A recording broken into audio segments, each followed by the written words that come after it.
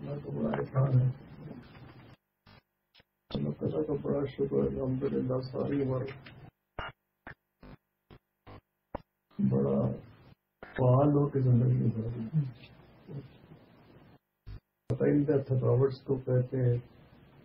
آج سے صرف مثلا 8-10 سال پہلے کچھ پتہ ہی تھا تھکاوٹ جو کہتے ہیں تھک گئے. بڑی کیا کہتی تھوڑی دیر کہتے تھک گئے. اس میں یہ گھٹنے کا درد زیادہ ہوا تو پھر کچھ تھوڑا سا سست ہو گیا. کمر کے درد میں تو بالکل ہی کمر توڑ گئی. لیکن اللہ کا شکر ہے, اللہ کا احسان ہے. تکلیف جیسی بھی تھی لیکن تکلیف ہم سمجھتے ہیں تکلیف کیا وہ اللہ کی رحمت ہے.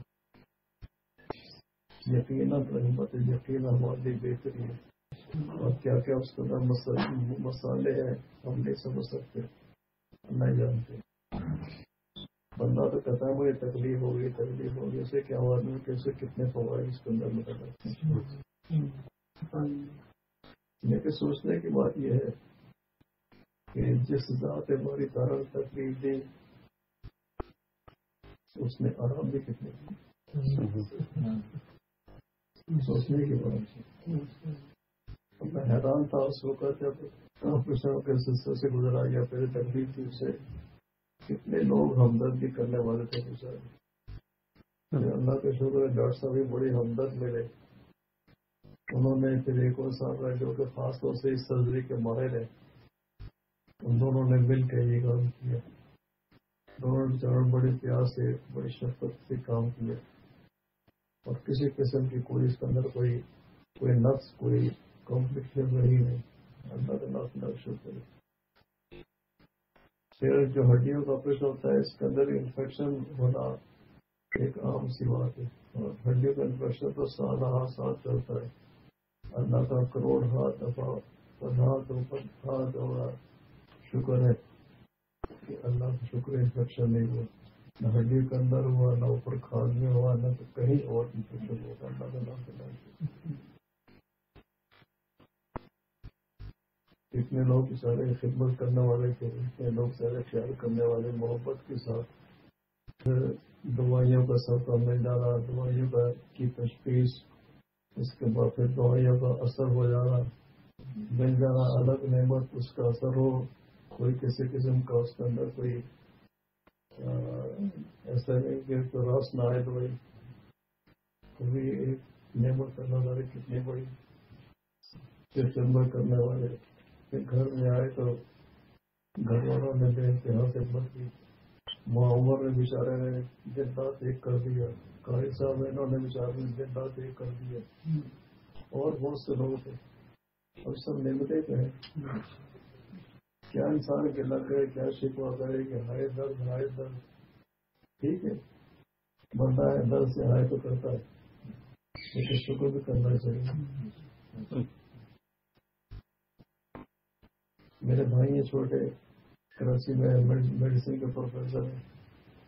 وہ بیچارہ وہاں سے آ کے بیٹھ کے 5 دن میرے پاس بیٹھا ہے. آپریشن سے 1 دن پہلے آ گئے, عید کے بعد واپس گئے. ابھی وہ گئے تو ان سے جو چھوٹے قریب اللہ جو بچوں کے اسپیشلسٹ ہیں وہ آ گئے. 4 کے 5 دن وہ رہے میرے پاس. سب اللہ کے لیے مدد ہے. ہر طرح سے میرا خیال کیا ان لوگوں نے. اللہ تعالیٰ سے کچھ میں میرے پاس سے اللہ تعالیٰ کو ہر شر سے ہر آفت سے ہر مصیبت سے بچائے اور ہر خیر عطا فرمائے. دنیا بھی اچھی کرے, قوت بھی اچھی کرے, آخرت بھی اچھی کرے. گھر میں آئے تو گھر والوں نے بے انتہا خدمت کی. یعنی میں 4 پیسے وہ پیر دور کی باتیں ہلنے کے قابل نہیں تھا. انہوں نے ہر لحاظ سے میری بات کی. بیچاری کھانا بھی کھلاتی رہی, پانی پلاتی رہی, پیشاب وغیرہ سب بستر کے اوپر.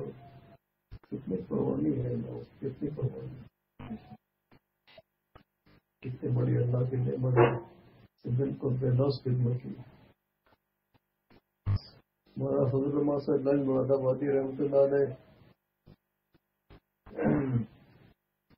وہ فرمایا کرتے تھے کہ پرانی چورو اماں ہو جاتی ہے. پرانی جو اماں ہو جاتی ہے، مطلب جوانی کے بعد جو اور ہوتی ہے، لیکن جس سے زیادہ وقت گزرے تو وہ اس طرح سے اپنے خاوند کا خیال کرتی ہے جسے کہ ماں اپنے بچے کا خیال کرتی ہے. یہ مطلب یعنی کہ ماں بندی کی مطلب پرانی جو اماں ہو جاتی ہے. وہی بات میں دیکھی ایک ایک چیز کا خیال، سپنوں کا خیال، اپنی بچائی بہت خیال کرتے ہیں. زیادہ اٹھے نہیں، زیادہ چلے نہیں، زور نہ لگائے، جھکے نہیں. تو ساری بتاتی رہتی ہے مجھے ایسے کبھی کبھی ہوتا ہے. انسان نے عادت پڑ گئی ہے، جب ایسی بات کو فوراً وہی توڑ دیتی کہ نہ یہ کام نہ کریں آپ. کچھ ہی نیچے کر جائے نہیں آپ جھکنے کی کوشش کرتا، عادت پڑ گئی ہوئی. حضرت میں نے ساری عمر کبھی گھر والوں سے کوئی کام نہیں کیا، کبھی کوئی کام نہیں کیا. کھانا لے آؤ، پانی لے آؤ، یہ کر دو، وہ کر دو، کپڑے تیار کر دو، کچھ نہیں. سر کام اپنے ہاتھ سے کیا کرتا تھا. اب وہاں سے پڑی خود کام کرنے کی تو کبھی وہ غفلت کی وجہ سے پھر اٹھانے کو میں اٹھاتی ہوں، آپ نہ اٹھائیے. کتنی مہربانی ہے کہ اللہ تعالیٰ کر دیں ان کو. حالانکہ عمر بشارہ کی 80 سال ہے، 80 سال عمر ہو گئی ہے. اللہ کا شکر ہے سارے کام کر لیتی ہے. بڑھاپے کی وجہ سے کمزوری تو ہوتی ہے، تو تھوڑی سی درد بھی شروع ہو گیا ان کو، کچھ کمر میں کچھ جوڑوں میں، لیکن پھر بھی لگی رہتی ہے. اللہ کا نام اللہ شکر ہے، نہ شکر ہے، نہ بلڈ پریشر ہے، نہ کوئی دل کی تکلیف ہے، نہ کوئی تکلیف ہے. کتنا بڑا احسان ہے ان کے اوپر بھی ہے، میرے اوپر بھی. اگر وہ کوئی صحیح بیماری ہوتی تو پھر مجھے کتنی مشکل ہوتی. کبھی کہتی ہیں کہ آپ دعا کریں کہ میں آپ سے پہلے چلی جاؤں، آپ کے ہاتھوں میں جاؤں. میں نے کہا بھائی میرے ہاتھوں میں جاؤ گے تو میں کیا کروں گا، میں کیا کروں گا. مجھے آپ ہی سنبھالتی ہیں، کون سنبھالے گا. اللہ تعالیٰ کے ہاتھ میں جو چاہتے ہیں کرتے. محمود صاحب یہ بیچارہ بہت خیال کرتا ہے، قاری صاحب بہت خیال کرتے ہیں، سب لوگ خیال کرتے ہیں. آپ لوگ بھی شفقت فرماتے ہیں. ساری عمر احساس ہی نہیں تھا، قبر میں کوشش ہوتی ہے، اس کے اتنے فائدے ہیں قبر. اب معلوم ہوا کہ قبر کیا چیز ہے. کبھی خیال ہی نہیں ہے، خیال ہی نہیں ہے. آپ ذرا سے کوئی چیز جہاں سے اٹھا لی ہو کمر میں بوجھ پڑتا ہے، کچھ اوپر کمر میں بوجھ پڑتا ہے. یہ جو یہ حرکت ہے، یہ حرکت اس کا بھی کمر میں بوجھ پڑتا ہے. ساری عمر احساس ہی نہیں ہوا. کیسے اللہ کی نعمت، کیسی نعمت ہے اللہ تعالیٰ کی. ساری عمر عادتاً سارے کام کرتے، احساس تک نہیں ہوا کہ ہاں اس کمر سے اتنے کام لے رہے ہیں. سب لوگ تعجب کرتے تمہارے موڑوں میں کیسے انفیکشن ہو رہی ہے. وہ ذات جو چاہے کرے. دو ہڈیاں مورے تھے نا وہ بالکل کچن کے، اور ان کے درمیان جو آسان نکلتے ہیں باہر اس کو زور پڑ رہا تھا، اس کی درد ہو رہا تھا. وہ ان کی تشخیص یہ ہے کہ آپ کو موروں کی ٹی وی ہوئی ہے. وہ دوائی تو میں کھا رہا ہوں 15 فروری سے، آج جنوری ہے، 11 مہینے ہونے کو ہو گئے. 1.5 سال کھانے، اگست میں جا کے یہ کورس پورا ہوگا. گودی ماشاء اللہ کتنی بڑی ہے، 4 گولیاں کھانے ہوتی ہیں خالی پیٹ. وہ بھی ایک اچھا خاصا ایک مشاہدہ صبح اٹھ کے یہ کام کرنا پڑتا ہے. اللہ تعالیٰ کے ہر تصرف میں انسان کو راضی رہنا چاہیے. سوچنے کی باتیں راضی نہ رہے تو کیا کر لیں گے، کچھ نہیں کر سکتے. جب خود کچھ نہیں کر سکتا تو اس کا مطلب یہ کہ جو اللہ کا حکم ہے اس کے اوپر سر جھکا دے، سر نہا دے.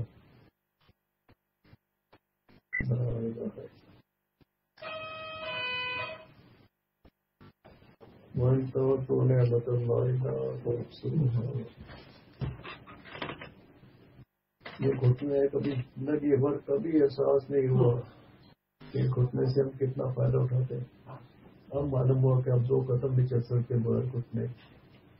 ایسی جسم کا جتنی نعمتیں ہیں سب ایسی نعمت ہے کہ انسان کہہ نہیں سکتا کہ یہ کیا ہے، کیسے ہے اور کیسے کیسے سے کام لے رہے. ہماری آنکھ کے اندر نظر کے پردے کے پیچھے ایک جھلی ہے، بالکل باریک، بالکل باریک، اور وہ جھلی ایسی کہ اس کے جو خلیات ہیں،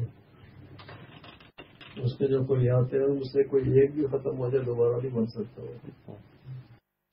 اور اس جھلی کو اگر نکال دیں آنکھ کے اندر سے انسان نابینا ہو جائے. ہمارا نظر کا پردہ ہے جس سے ہم سب دیکھنے کا سارے کام لے رہے ہیں.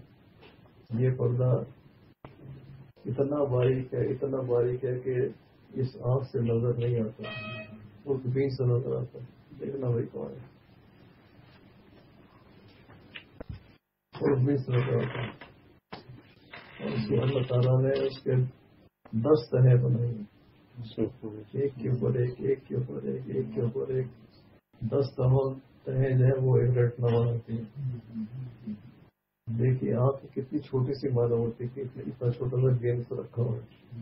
کیا کیا اس کے اندر نعمت ادا رکھتی ہے، کیا کیا اس کے قوتیں رکھتی ہیں. انسان حیران ہو جاتا ہے، حیران ہو جاتا ہے. میں آپ بتایا تھا کہ ریٹنا کے پیچھے ایک جھلی ہے. آگے آ جائیں، یہاں مشکل ہوگی راستہ بھی ہے جسے پانی نہیں دیں گے. ٹھنڈ میں ہیٹر کا خیال رکھیے گا. ہیٹر پیچھے رکھا نا جی، خیال رکھیے کسی کپڑے میں چلتا ہے. کیا ہمارا بھی ہے اتنا سوچنا کہ خیال رکھے کسی کپڑے میں جل جائے. اس پہ بھی سنو کیسا مردان تھی. کیا کہہ رہا تھا؟ ہاں وہ جو جھلی ہے، وہ جھلی کے اوپر، اس جھلی کے اوپر نے موٹی موٹی کتابیں لکھی ہیں. یہ ایک جھلی کے اوپر آخر میں پھر یہ بھی لکھتے ہیں کہ ہم اس کو سمجھ نہیں پائے. کیسے سمجھو کہ وہ تو اس کا علم ہے، اس کے علم کا کون احاطہ کر سکتے.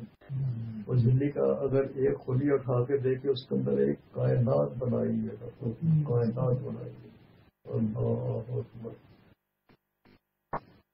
اسی کو کھول کے دیکھیں، اس کے اجزاء اس کو کھول کے دیکھیں، پوری کائنات ہے اس کا، پوری کائنات ہے اس کا، ہر چیز موجود ہے اس کا.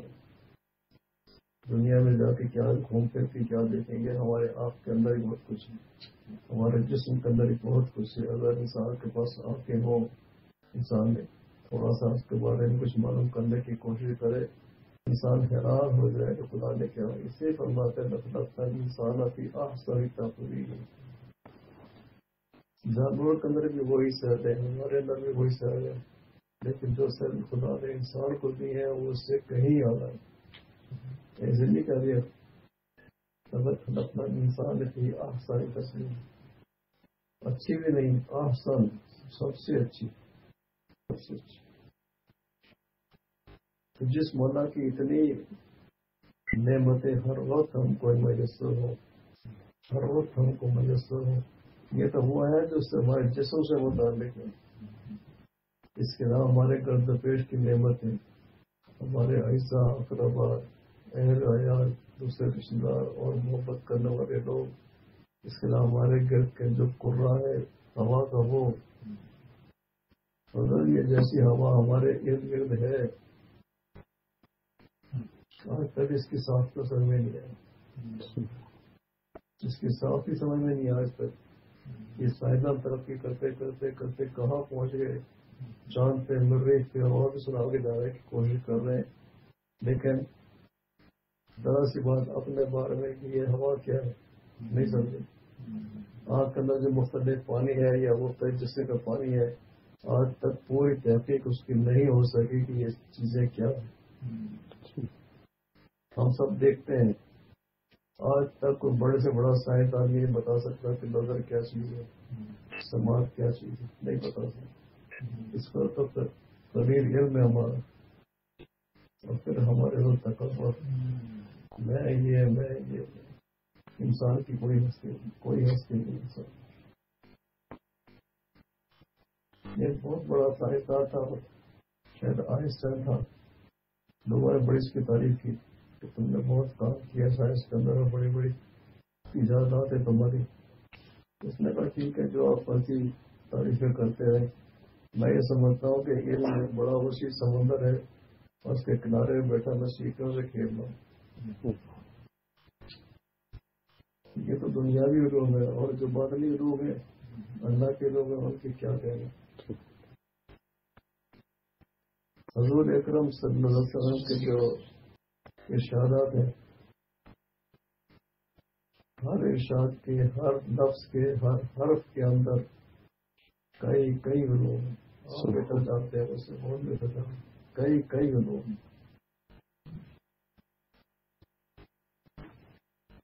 تو حضور اکرم صلی اللہ علیہ وسلم کے جو ارشادات ہیں، جو کلام ہے، اس کے اندر علوم ہے. تو اللہ تعالیٰ کلام میں کتنے علوم نہیں ہوتے ہوں گے. الحمد ایک الف حمزہ 70,000 علوم ہے اس میں. 70,000 ایک حمزہ کے اندر الحمد کے حمزہ کا 70,000 علوم. بتائیے علم کا ٹھکانا ہے. باتیں کو سلے ہم کا آپ کو تھوڑا سا علم دیا ہے.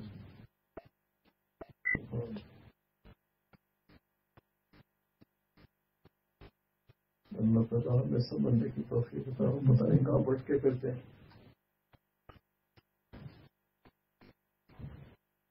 یا ایھا الانسان ما غرک بربک الکریم.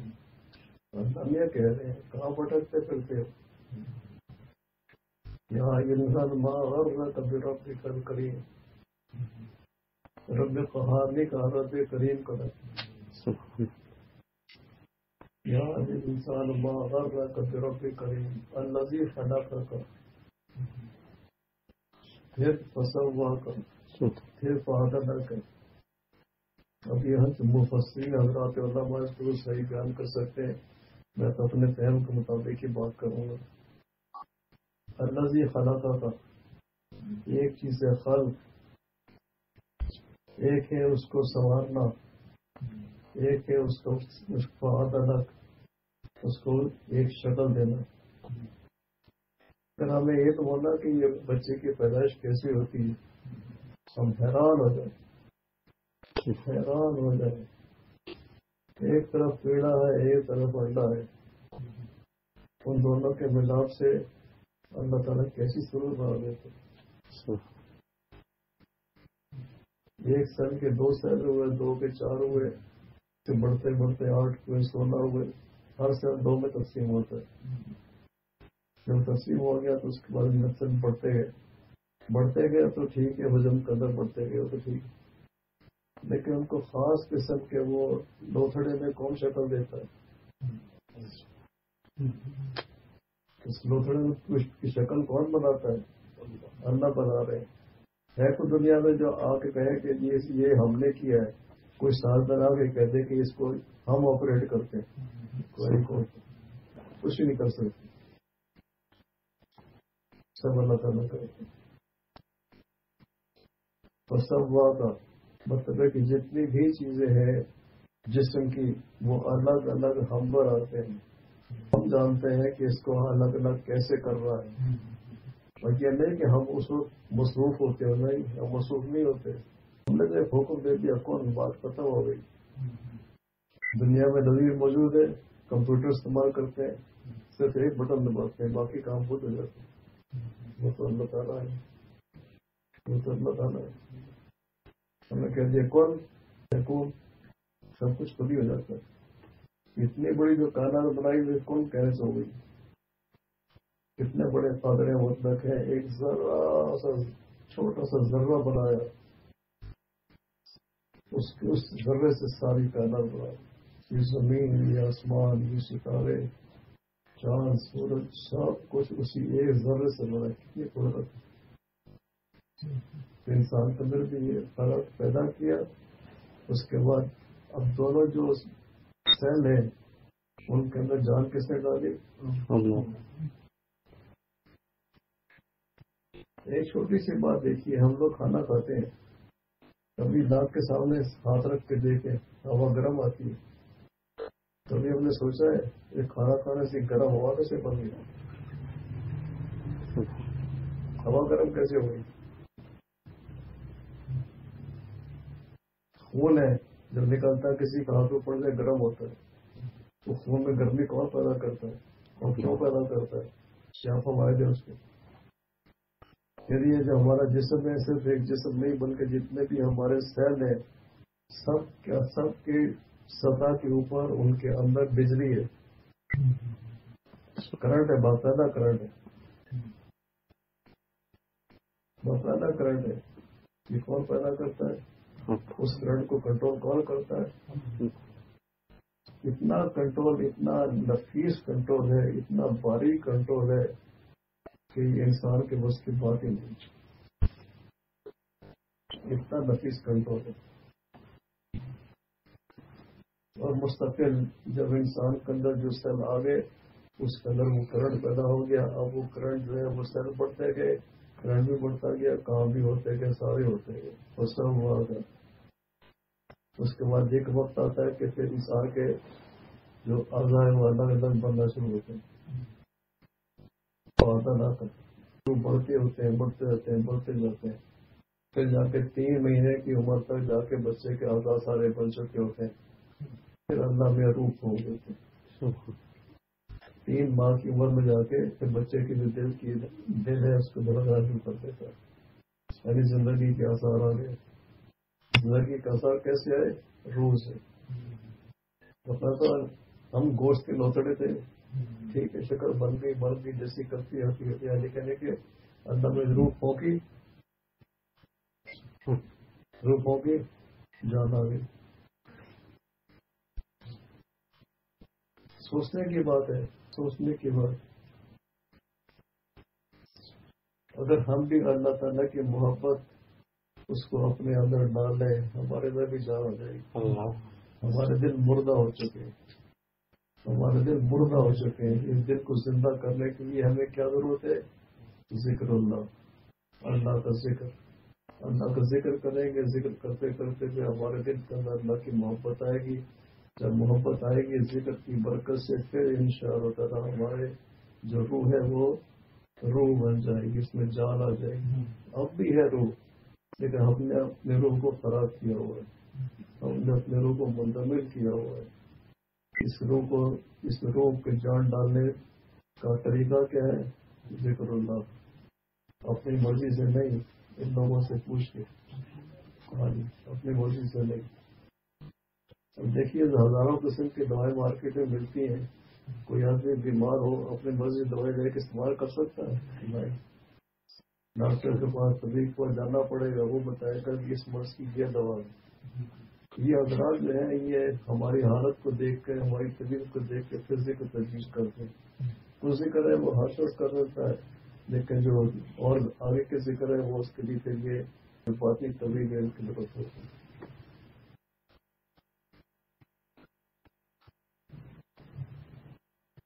تو اللہ تعالیٰ نے سب کو تقریر بھی کیا، پھر اس کو پھر سب یہ صورت کی معاشا اور کا وقت جیسا چاہیں گے۔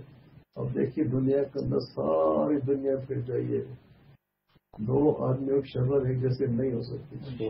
جو جڑواں بچے ہوتے ہیں ان کی شکل میں بھی فرق ہوتا ہے، ان کی شکل میں بھی فرق ہوتا ہے، ان کی عادات میں بھی فرق ہوتا ہے۔ ملتی کافی ملتی ہے لیکن پھر بھی فرق ہوتا ہے۔ یہ کون کرتا ہے؟ اللہ نے کر رہا ہے۔ میری شہر رکھتا ہوں، یہ سارے احساس جتا کے کیا فرماتے ہیں؟ کلّا بل تو کرتے وہ نہ دین، کیسا نا شکرہ انسان ہے کہ پھر تم انکار کرتے ہو۔ جو کافر ہے وہ تو بالکل سر سے انکار کرتے تھے، انہیں اعتقاد ہی نہیں کہ یوم الدین کوئی ہے کہ نہیں۔ لیکن ہم لوگ اپنے حال سے، ہم لوگ مسلمان اپنے حال سے انکار کرتے ہیں۔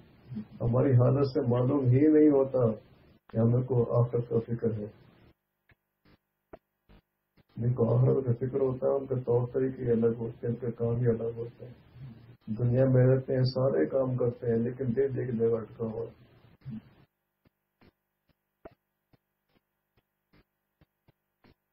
آخرت کا فکر ہونا چاہیے، آخرت فکر۔ پھر آگے پھر اور احسان میں اپنا بتاتے ہیں کہ تمہارے تو ہم نے فرشتے بھی مقرر کیے ہیں، فرشتے بھی مقرر کیے ہیں۔ اور فرشتے 2 تو ہمارے ساتھ ہیں، اس کے علاوہ 9 فرشتے ہر شخص کے ساتھ ہیں۔ اور جتنے آپ بیٹھے ہیں تو سب کو 11 ضرور دے دیجیے۔ کتنے فرشتے ہوں گے اس وقت گن کے بتائیے ہوگے؟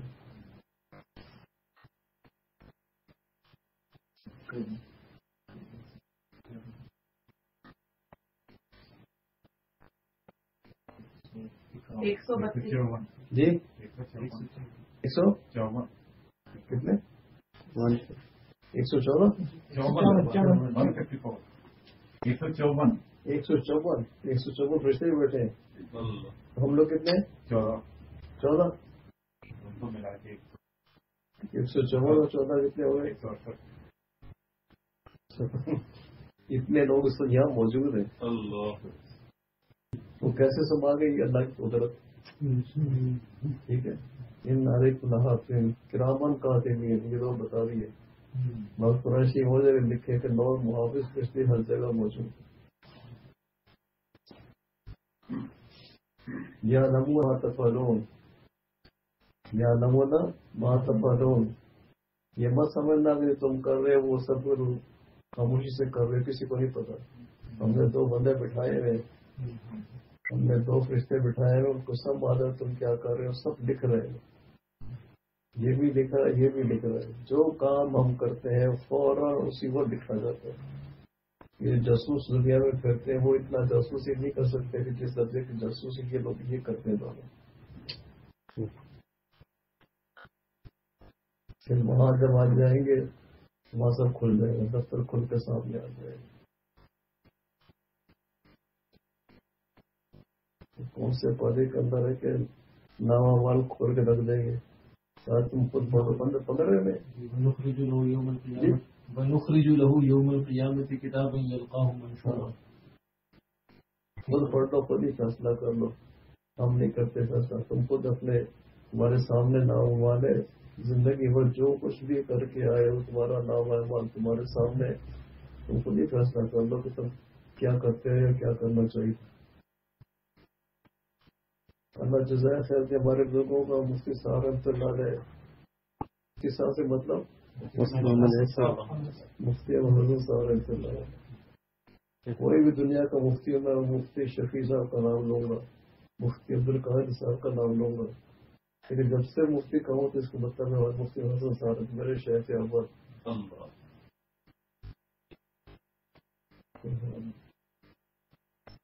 پتہ نہیں کہاں سے کہاں پہنچ گیا۔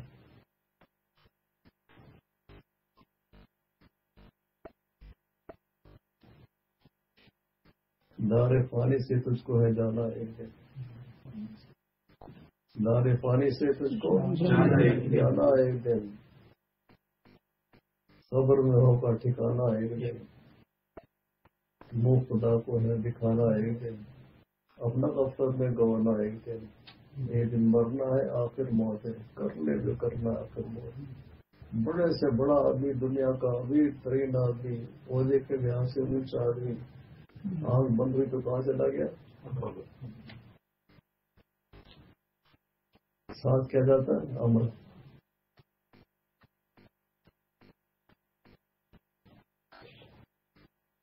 مصطفیٰ فرماتے ہیں کہ ہماری ظاہری آنکھیں کھلی ہیں، ہماری اندر کی آنکھیں بند ہیں۔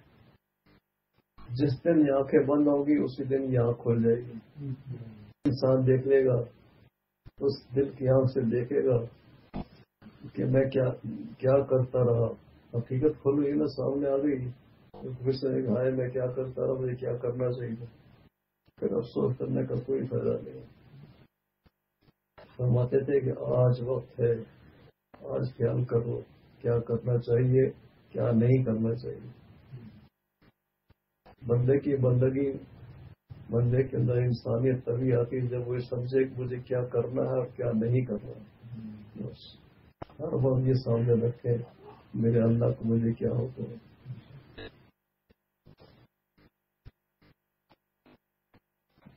حقیقت یہ ہماری آنکھیں بند، اور ہماری آنکھیں کھولنے کے لیے بھی اللہ تعالیٰ فراشی میں جگہ جگہ جگہ جگہ یہ بتا دیا، دیکھو مرنے کے بعد یہ ہوگا، یہ ہر کسی جگہ دکھاتی، تصویر تو وہاں جا کے معلوم ہوگی، لیکن جگہ دکھا دی ہے، خبردار کر دیا ہمیں کہ دیکھو تمہیں آگے جا کے یہ مناظر پیش آئیں گے، یہ مناظر پیش آئیں گے، ان مناظر سے تم گزرو گے۔ حضور اکرم صلی اللہ علیہ وسلم نے ہم کو بتا دیا تشریح کر کے، دیکھو قبر میں کیا ہوگا۔ قبر کے اندر انسان بالکل طرح کا نہ ہوگا۔ بعض دفعہ ایسا ہوتا ہے نا کہ کوئی جنگ کا موقع آتا ہے، کیسی بات آتی ہے، یا بعض دفعہ مکہ مکرمہ بھی ایسا ہوتا ہے کہ ایک قبر کے اندر 2 2 3 3 4 طرف دفنا دیتے ہیں۔ قبر میں تنہا ہونے کا مطلب ہے اپنے اعمال کے لحاظ سے انسان تنہا تھا، ہم تو ایسے ہوتا ہی ہے، اکیلا ہی ہوتا ہے۔ دوسری بات ہے کہ قبر کے اندر اندھیرا ہوتا ہے، دوسری بات ہے قبر کے اندر گرمی ہوتی ہے، تو گرمی سے کتنا گھبراتے ہیں، اندھیرے سے کتنا گھبراتے ہیں، تنہائی میں بیٹھنا پڑے 2 4 دن، بچے نظر نہ آئے، کوئی آدمی نظر نہ آئے، تو انسان کیا محسوس کرتا ہے، تو قبر میں کیا حال ہوگا، سوچنے کی بات ہے۔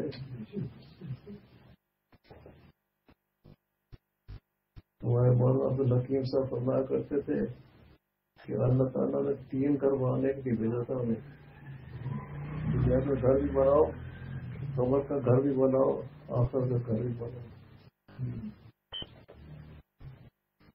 ہم ایسے ہیں کہ بس دنیا کے اندر 2 4 گھر بنا کے خوش ہو جاتے ہیں، سمجھتے ہیں بڑا کام کر لیے۔ ارے بھائی دنیا کا تو آپ نے ایک ہی گھر بنایا نا، قبر کا گھر بنانے کا کبھی خیال آیا، کبھی سوچا کہ وہاں اکیلے ہوں گے تو کس کو ساتھ لے کے جائے کہ تنہائی نہ ہو، قبر میں گرمی ہوگی تو وہاں پر کوئی انتظام کیا ہے کہ گرمی نہ ہو، جو ٹھنڈک رہے۔ کمرے کے اندر روشنی نہیں ہوگی، اندھیرا ہوگا، ابھی اگر ساری لائٹیں آج بند ہو جاتی ہیں ہم کتنے گھبراتے ہیں، بہت اندھیرا ہوگا، تو اندھیرے کا کیا انتظام کیا آپ نے، روشنی بھی ساتھ دے کے جا رہے ہو۔ اور اللہ تعالیٰ کو جزائے خیر یہ ساری باتیں بتائیں، قبر کو روشن کیسے کرنا ہے، تنہائی کو کیسے ختم کرنا ہے، گرمی کو کیسے ختم کرنا ہے، سب بتا دے، سب بتا دے۔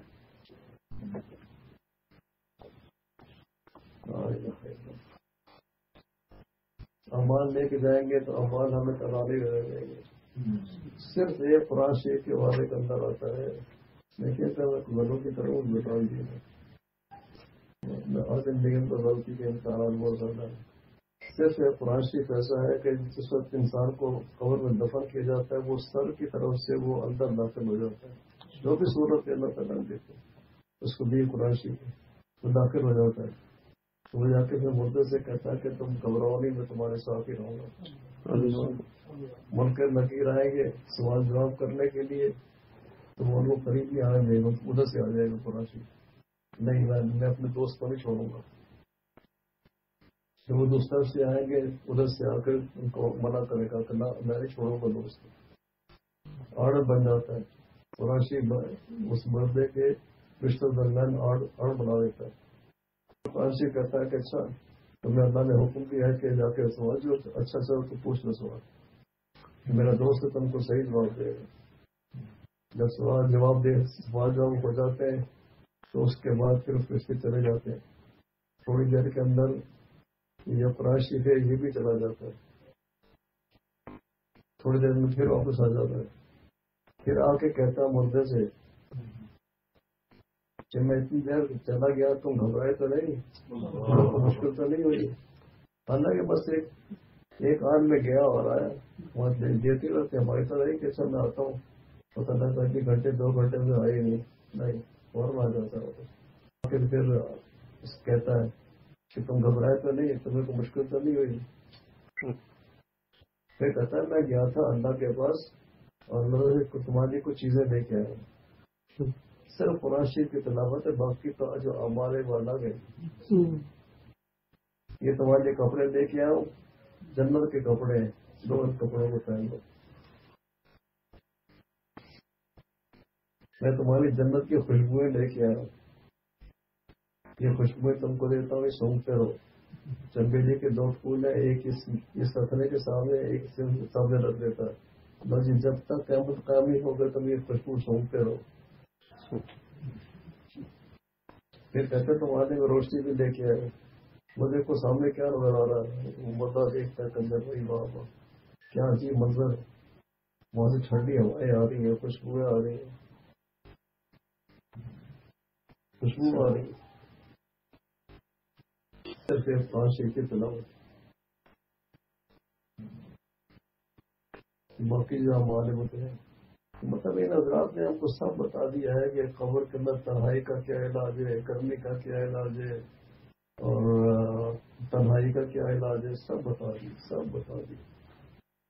اب اس کے اوپر وہ علاج اختیار کرنا یہ ہمارے اختیار میں ہے، ہمارے اختیار میں ہے.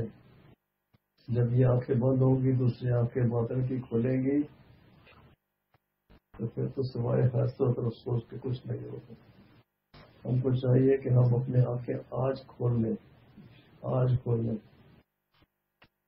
اور دیکھیے بچے امتحان دینے جاتے ہیں، جس نے پڑھا ہوتا ہے وہ تو امتحان میں سرخرو ہو جاتا ہے، اور جس نے نہیں پڑھا ہوتا تو وہ سوال کو دیکھ کے کتراڑے تو مجھے پڑھنا چاہیے تھا، میرے کتاب کے سامنے میرے سوال میرے سامنے آیا بھی تھا، یہ باپ آیا بھی تھا، میں نے پڑھا نہیں، میں کھیل کود میں لگا رہا. دوسرا سوال تیسرا پھر افسوس کرتا ہے، حسرت کرتا ہے، وہ میں تو کچھ بھی نہیں کیا، میں تو فیل ہو جاؤں گا. یہاں کا تو فیل جو ہے دوبارہ امتحان دے کے پاس ہو سکتا ہے، وہاں کا فیل تو فیل ہی ہے. اس لیے جو باطن کی آنکھیں وہ آج ہم کھول لیں تاکہ ہم کو کل کو مشکل نہ ہو، پریشانی نہ ہو، حسرت نہ ہو، افسوس نہ ہو. الامان الحفیظ اللہ تعالیٰ کا عذاب نہ پہنچے. بہت ضروری. ان الابرار لفی نعیم، ان الابرار لفی نعیم الفجار لفی جحیم. بتا دیا اللہ نے، دیکھو 2 راستے ہیں، ابرار بننا چاہتے ہو تو جنت میں، اور فجار بننا چاہتے ہو دوزخ میں. یصلونھا یوم الدین.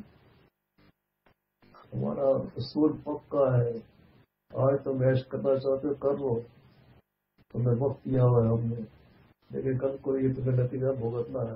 ہر سو دیر کرنا، اچھے کرو گے اچھا پاؤ گے، برے اعمال کرو گے تو سزا تو تم ملے گی، ضرور ملے گی.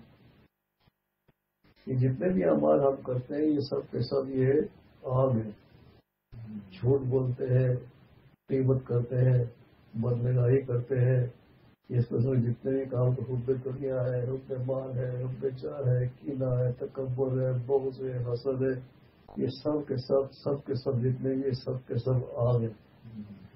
اگر کوئی شخص حرام چیز کھا رہا ہے، حلال چیز نہیں حرام چیز کھا رہا ہے تو اللہ تعالیٰ کیا بولتے ہیں یہ پیٹ کے اندر آگ ڈالتا ہے، یہ پیٹ کے اندر آگ ڈالنا ہے. آنکھ بند ہوگی یہ جو آگ ہے نکل آئیں گے. ان الابرار لفی نعیم ان الفجار لفی جحیم یصلونھا یوم الدین. ٹھیک ہے، وما هم عنہا بغائبین. کیا مطلب اس کا؟ اس سے غائب نہیں، وما هم عنہا بغائبین، جہنم سے غائب نہیں، وہ جہنم سے غائب نہیں ہوں گے. جہنم سے غائب نہیں ہوگے مطلب یہ وہی رہیں گے. اللہ بچے، اللہ بچے. انسان کو غافل ہی رہنا چاہیے، غافل ہی بیداری کی زندگی بسر کرنی چاہیے. اگر انسان گناہوں میں ملوث ہے اور سمجھتا ہے بڑا بیدار مغز وہ بھول گئے، وہ بھول گئے. معیار وہ ہے جو انہوں نے بنا دیا ہے، باقی جتنے معیار ہیں سب کے سب غلط ہیں. آج اس کو ہم بہت اچھا سمجھے. ہمیں یاد ہے کہ ہم لوگ جو پڑھا کرتے تھے کئی لڑکے آوارہ تھے، وہ تانے کسا کرتی بیوقوف لوگ کتاب کے کیڑے ہیں. آج اللہ تعالیٰ شکر الحمدللہ کامیاب فرمایا اور آرام سے بیٹھے گئے. وہ بیچارے اب تک دھکے کھا رہے. یہ تو اللہ تعالیٰ کا اصول ہے، اچھے کام کرو گے اچھا نتیجہ، برے کام کرو گے نتیجہ برا. چیز ہمیں آج معلوم کر لینی چاہیے. اسی کے لیے اگر ہم اللہ تعالیٰ کو ہدایت فرمائے تو اسی کے لیے ہم اللہ والوں کے ناول میں جا کے بیٹھتے ہیں، اللہ سے تعلق قائم کرتے ہیں، کچھ میں جا کے بیٹھتے ہیں، اسی لیے بیٹھتے ہیں تاکہ ہماری آنکھیں کھل جائیں، ہمیں حقیقت معلوم ہو جائے۔ کھول دے میرے لیے علم حقیقت کے ساتھ، کھول دے میرے لیے علم حقیقت کے ساتھ، دل دانا، دل بینا، دل شنوا دے دے سلمان نبی رحمۃ اللہ علیہ کا شعر۔ کھول دے میرے لیے علم حقیقت کے در، دل دانا، دل بینا، دل شنوا دے دے۔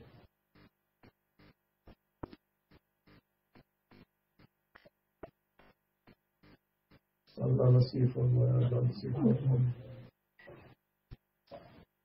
جو کہتے ہیں نا کہ ہمارے دل میں یہ بات آئی یا دل کی اصلاح کریں، وہ یہ دل نہیں ہے، یہ جو دل ہمارے سینے میں ہے یہ دل نہیں ہے، وہ اور دل ہے۔ اب آپ جانتے ہیں کہ آپ سوچتے ہیں تو دماغ سے سوچتے ہیں نا، دل سے نہیں سوچتے۔ تو آپ کہتے ہیں کہ میں خوب دل سے غور کر لیا، وہ دل تو یہ ہے، لیکن دل یہ بھی نہیں ہے، دل یہ بھی نہیں ہے۔ یہ جو ہمارے سینے میں قلب صنوبری ہے، حضور اکرم صلی اللہ علیہ وسلم نے فرمایا نا کہ آپ کے جسم کے اندر ایک گوشت کا لوہڑا ہے، وہ سنور گیا تو سب سنور گیا، وہ بگڑ گیا تو سب بگڑ گیا، اس سے بڑا یہ دل نہیں ہے۔ اس دل کے اندر وہ حقیقی دل موجود ہے، اس دل کے اندر حقیقی دل موجود ہے، یہ سب کچھ جو کچھ ہے وہ اس کے تحت، یہ دماغ بھی اسی کے تحت، اور جو اصلاح کا حکم فرمایا وہ جو حقیقی دل ہے اس کی اصلاح کر کے فرمائے۔ اس کی اصلاح سے کیا ہوتا ہے؟ اس کی اصلاح نہیں کریں گے ہر ٹائم ہو جائے گا۔ بالکل ایسے ہی ہے جیسے کہ ہمارے جسم کے اندر روح ہے، ہمارے جسم کے ہر ذرے میں روح ہے، کسی ایک جگہ نہیں ہے، سارے اعضاء کے اندر روح ہے، ایک ایک جگہ روح ہے، اور ہر عضو کے اندر، ہر سیل کے اندر روح ہے۔ اس روح کی شکل بھی بالکل ایسی جیسے کہ ہماری شکل، جو میری روح ہے میری شکل کی ہوگی، آپ کی روح آپ کی شکل کی ہوگی، آپ کی روح آپ کی شکل کی ہوگی۔ اسی لیے کل کو قیامت میں سب پہچان جائیں گے، فلاں کی روح، یہ فلاں کی روح، یہ فلاں کی روح۔ روح کس ہوا کا نام نہیں ہے، یہ اللہ تعالیٰ کے حکم کا نام ہے، ٹھیک ہے، امر ربی،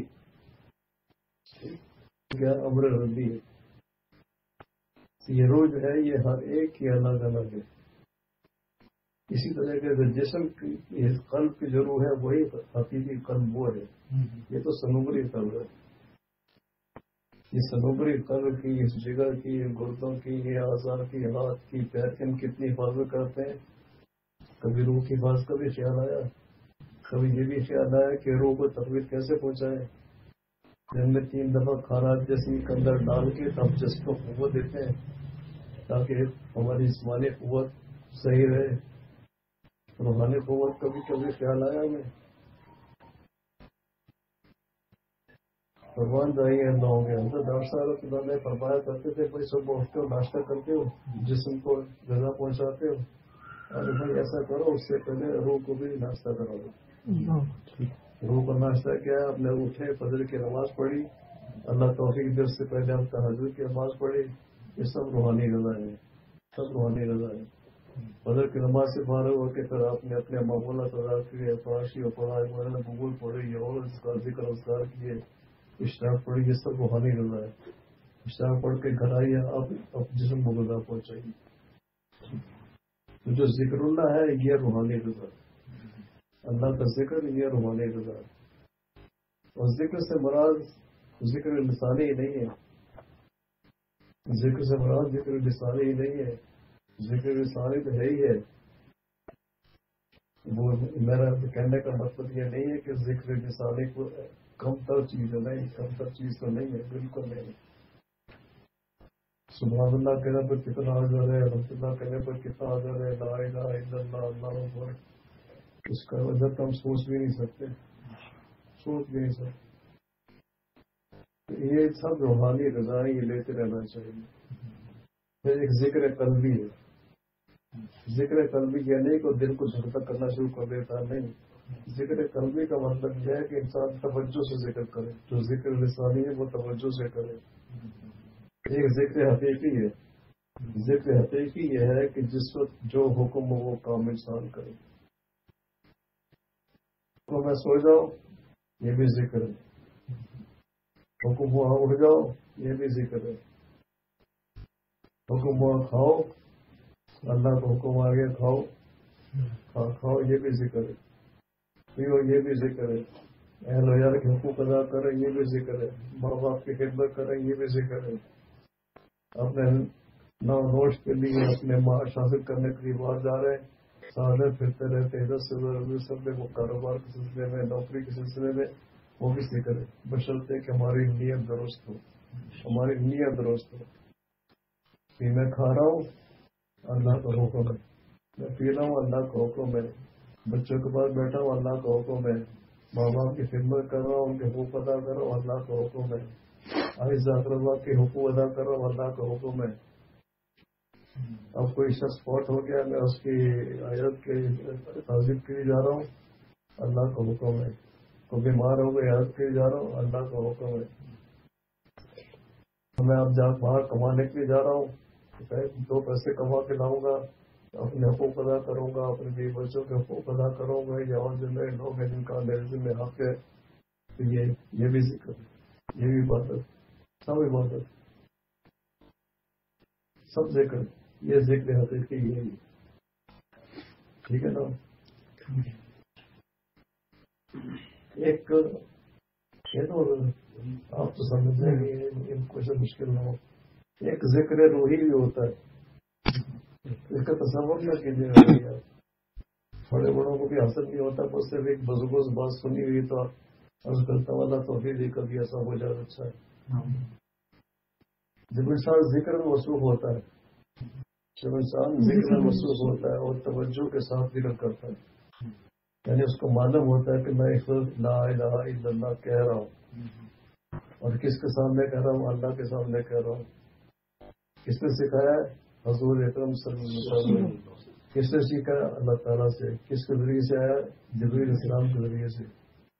اب یہ جب ذکر کرتے ہیں دعا تسبیح کے اندر، یا ویسے کلمات ہم ذکر کرتے ہیں لا الہ الا اللہ محمد رسول اللہ، یہ ذکر جو کر رہے ہیں توجہ کے ساتھ کر رہے ہیں، توجہ کے ساتھ کر رہے ہیں، اس ذکر کے اندر ہمیں اتنا انہماک ہوتا ہے، اتنا انہماک ہوتا ہے، اتنا انہماک کر کہ اپنے آپ کی خبر نہیں لیتے۔ ویسے بھی عام طور پر کسی چیز کا نا بہت مستغرق ہو جائے تو اپنا آپ کا دھیان نہیں لیتا، ایسی جو ذکر کیا جاتا ہے توجہ سے، دھیان سے، یعنی جسے کہتے ہیں ذکر قلبی، تو ذکر قلبی ذکر ساری جب دونوں آپس میں مل جاتے ہیں اور جو انسان اپنے آپ کو بھول جاتا ہے، اللہ تعالیٰ کی ذات میں وہ بالکل گم ہو جاتا ہے، اللہ تعالیٰ کی ذات میں لا الہ الا اللہ، بار بار یہ تکرار کر رہا ہے، یہ لا الہ الا اللہ، لا الہ الا اللہ، یا کوئی اور ذکر ہے، تو ذکر کرتے کرتے کرتے ایک وقت ایسا بھی آتا ہے کہ وہ ذکر بھی اس کے منہ سے ختم ہو جاتا ہے، ذکر بھی ختم ہو جاتا ہے، نہ ذاکر رہتا ہے نہ ذکر رہتا ہے، نہ ذاکر رہتا ہے نہ ذکر رہتا ہے، صرف مذکور رہ جاتا ہے، صرف مذکور رہتا ہے، یہ ہے ذکر روحی۔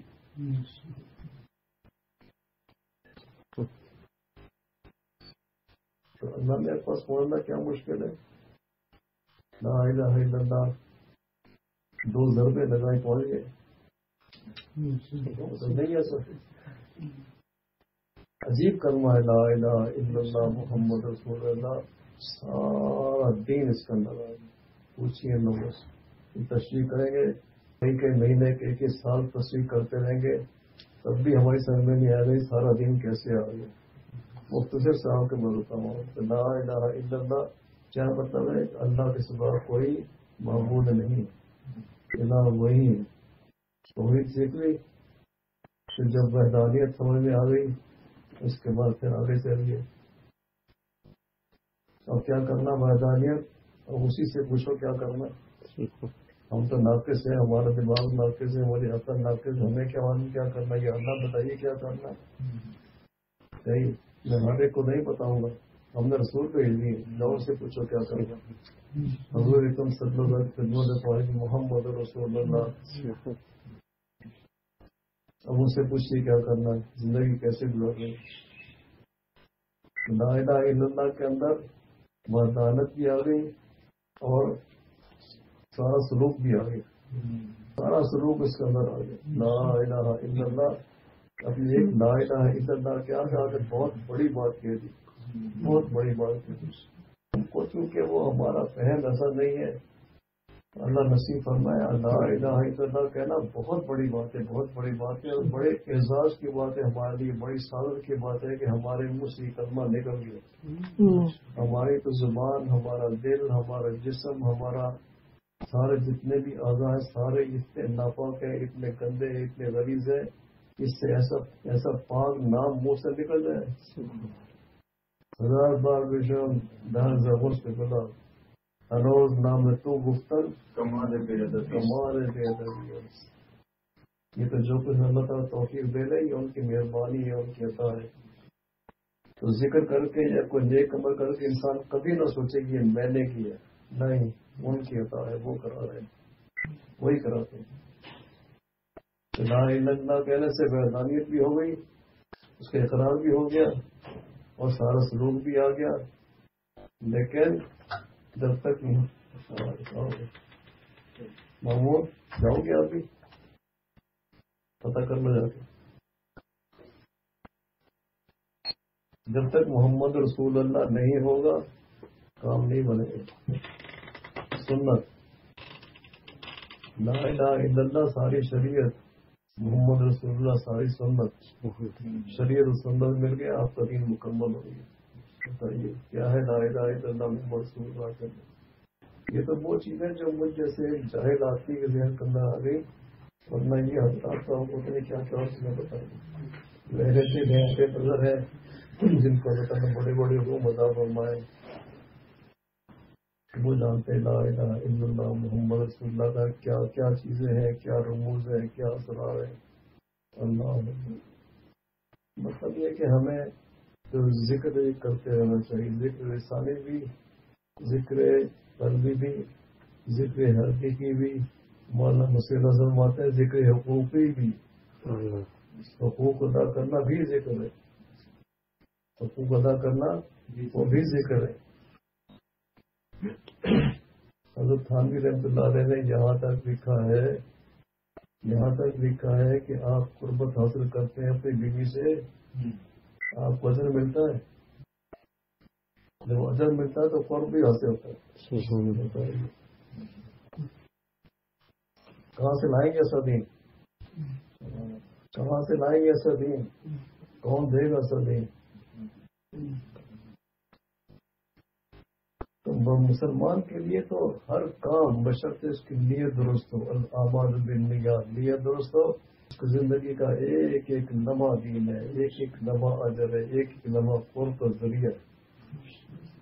اللہ تعالیٰ نے توفیق عطا فرمائے کہ اس کی قدر کریں اور صحیح عمل کریں، اور یہ خود سے نہیں آتا، یہ اللہ والوں کی ڈیوٹی میں جا کے بیٹھنا پڑتا ہے، پھر انسان کو حقیقت معلوم ہوتی ہے، پھر انسان کی آنکھیں کھلتی ہیں، پھر انسان صحیح کام کر سکتا ہے، ایسے نہیں کر سکتا۔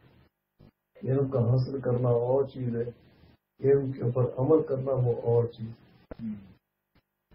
علم آپ مدرسوں میں پڑھتے ہیں، علماء سے سیکھتے ہیں، لیکن اس پر جو عمل ہے یہ علم نہ بتاتے ہیں۔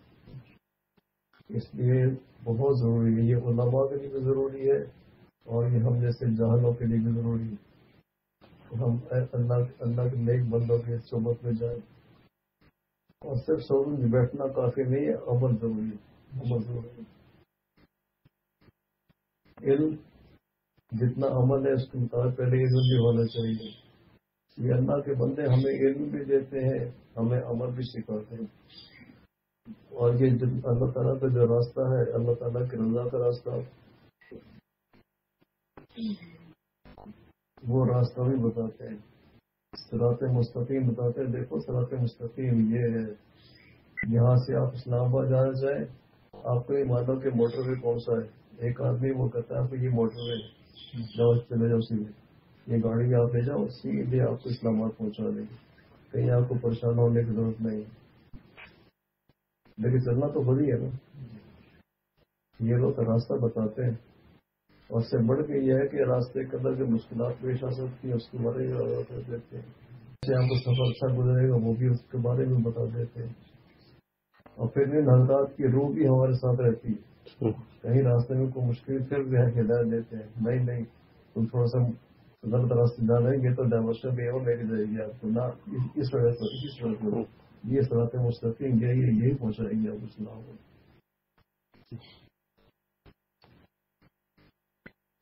پھر کرتے کرتے صراط مستقیم پہ چلتے پھر آپ پھر شیخ کی ضرورت تو پھر بھی رہتی ہے، لیکن پھر کم ضرورت رہتی ہے، کیوں؟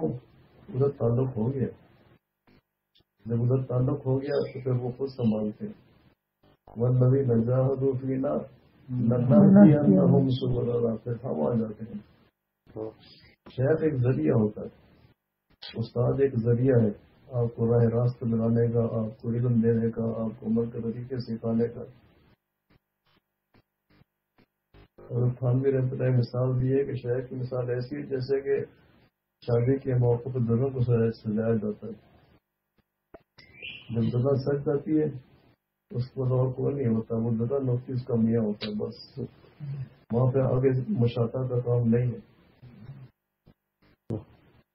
لیکن یہ راستہ ایسا ہے کہ اس کے اندر اللہ اکبر، اس کے اندر جو ہمارے شیخ ہیں ان کی روح پھر بھی ہمیں راستہ بتاتی رہتی ہے، رہنمائی کرتی رہتی ہے۔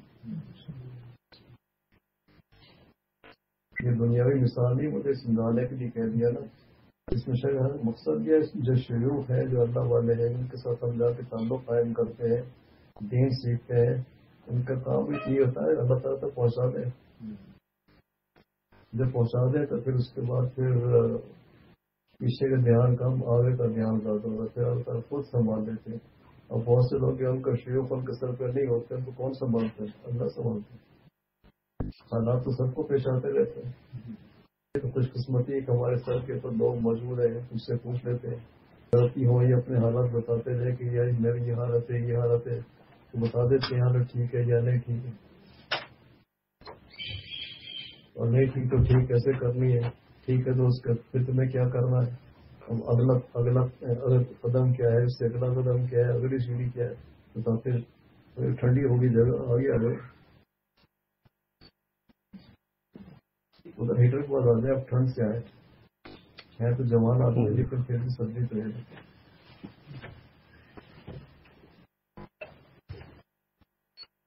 کر رہے اس کو بند کر دیں ویل چیئر کو، جی دقت ہو رہی ہے۔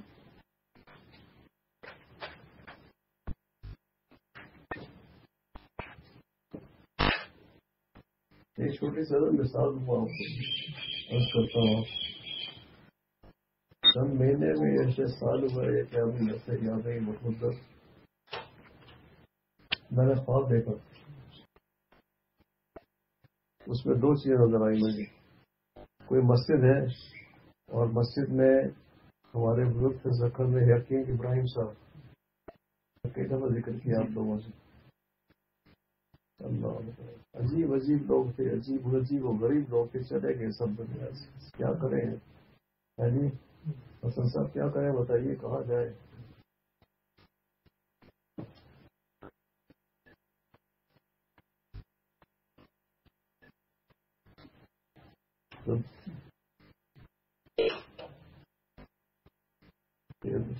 نکل گیا ذہن سے۔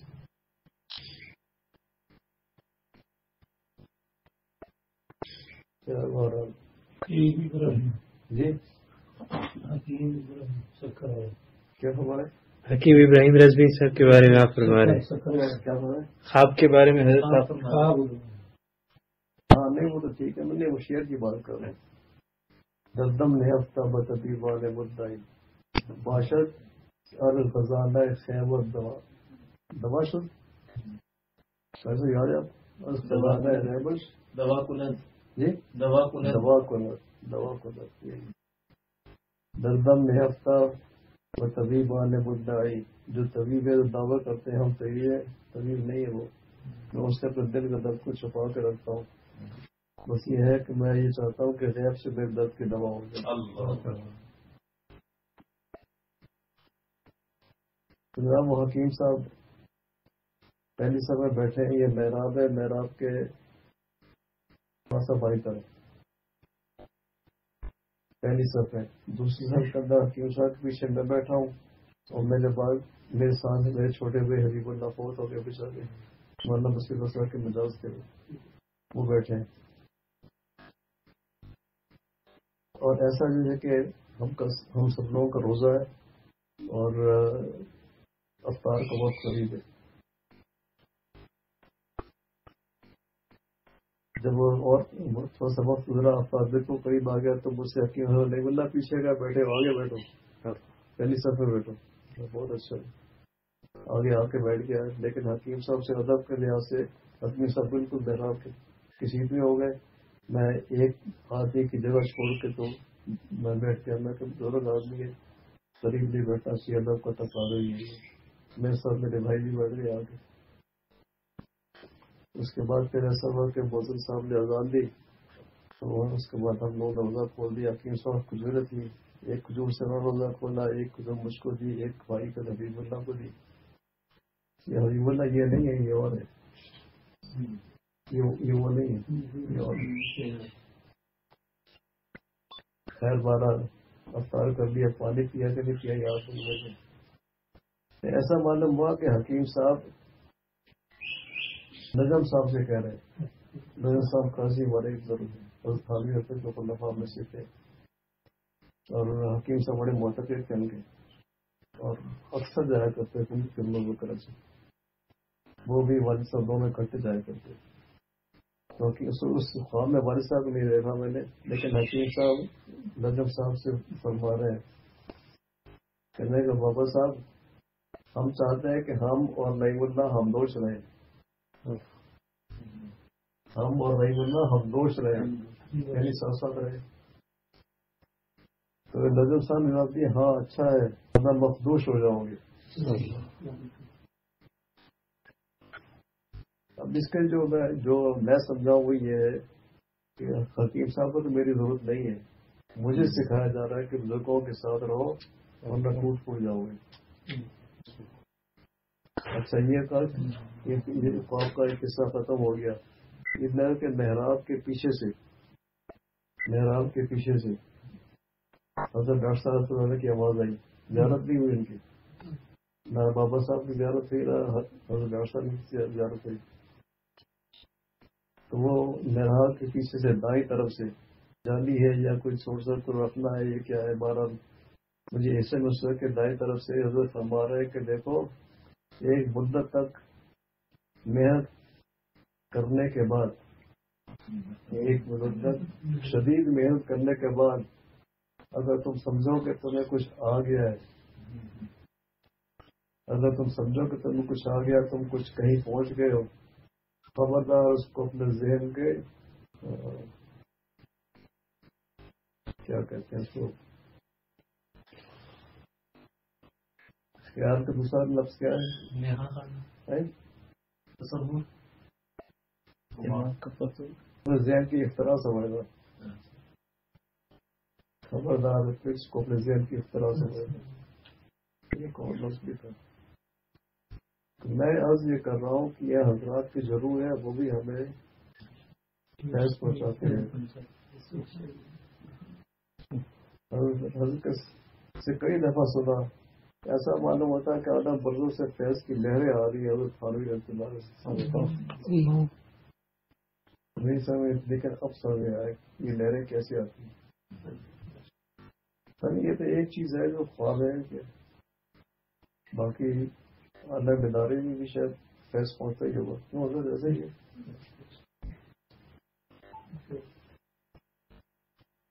حضرت ہمارے بڑے عجیب لوگ تھے، بڑے عجیب لوگ.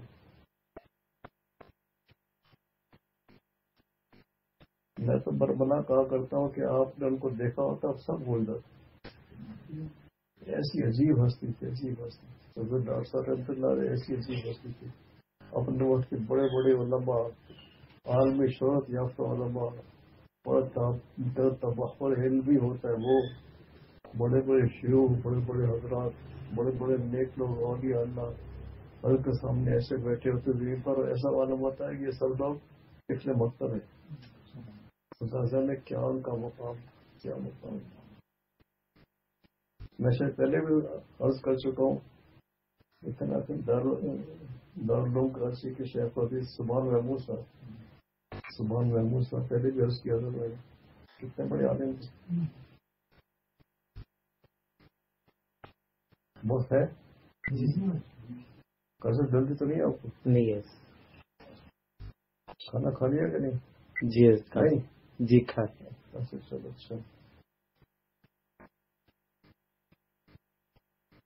یہ شاگرد ہیں مفتی شمس صاحب رحمۃ اللہ علیہ، اور مفتی صاحب ماشاء اللہ بہت بڑی ہستی، بہت بڑی ہستی، علمی لحاظ سے بھی، عملی لحاظ سے بھی، روحانی لحاظ سے بھی، اللہ تعالیٰ کے فوج برزار کے لحاظ سے بھی بہت بڑی ہستی گزرے، بہت بڑی ہستی گزرے. اور یہ اتنے حضر اس قدر متواضع، اس قدر بدلندہ، میری زبان نہیں کہ میں بیان کر سکوں. حضرت ڈاکٹر صاحب رحمۃ اللہ علیہ، بابا صاحب رحمۃ اللہ علیہ، اور کراچی میں بہت سے اور بھی بزرگ تھے، وہ سب کہا کرتے تھے مفتی شمس صاحب امیر المتواضعین ہے. ایک دفعہ ایسا ہوا کہ بخاری شریف کو ختم تھا تو حضرت ڈاکٹر صاحب رحمۃ اللہ علیہ کو بلایا ہوا تھا، تو مجھے فرمایا حضرت نے کہ ارے بھائی تم چلو گے، ہم جا رہے ہیں بخاری شریف. میں کہ حضرت جہاں آپ جائیں گے ہم وہیں چلیں گے، اب تو اور کے پیچھے کیا بتائیے کیا کیا احسان ہے. حضرت رمضان کی زیارت بھی حضرت کی وجہ سے ہوئی.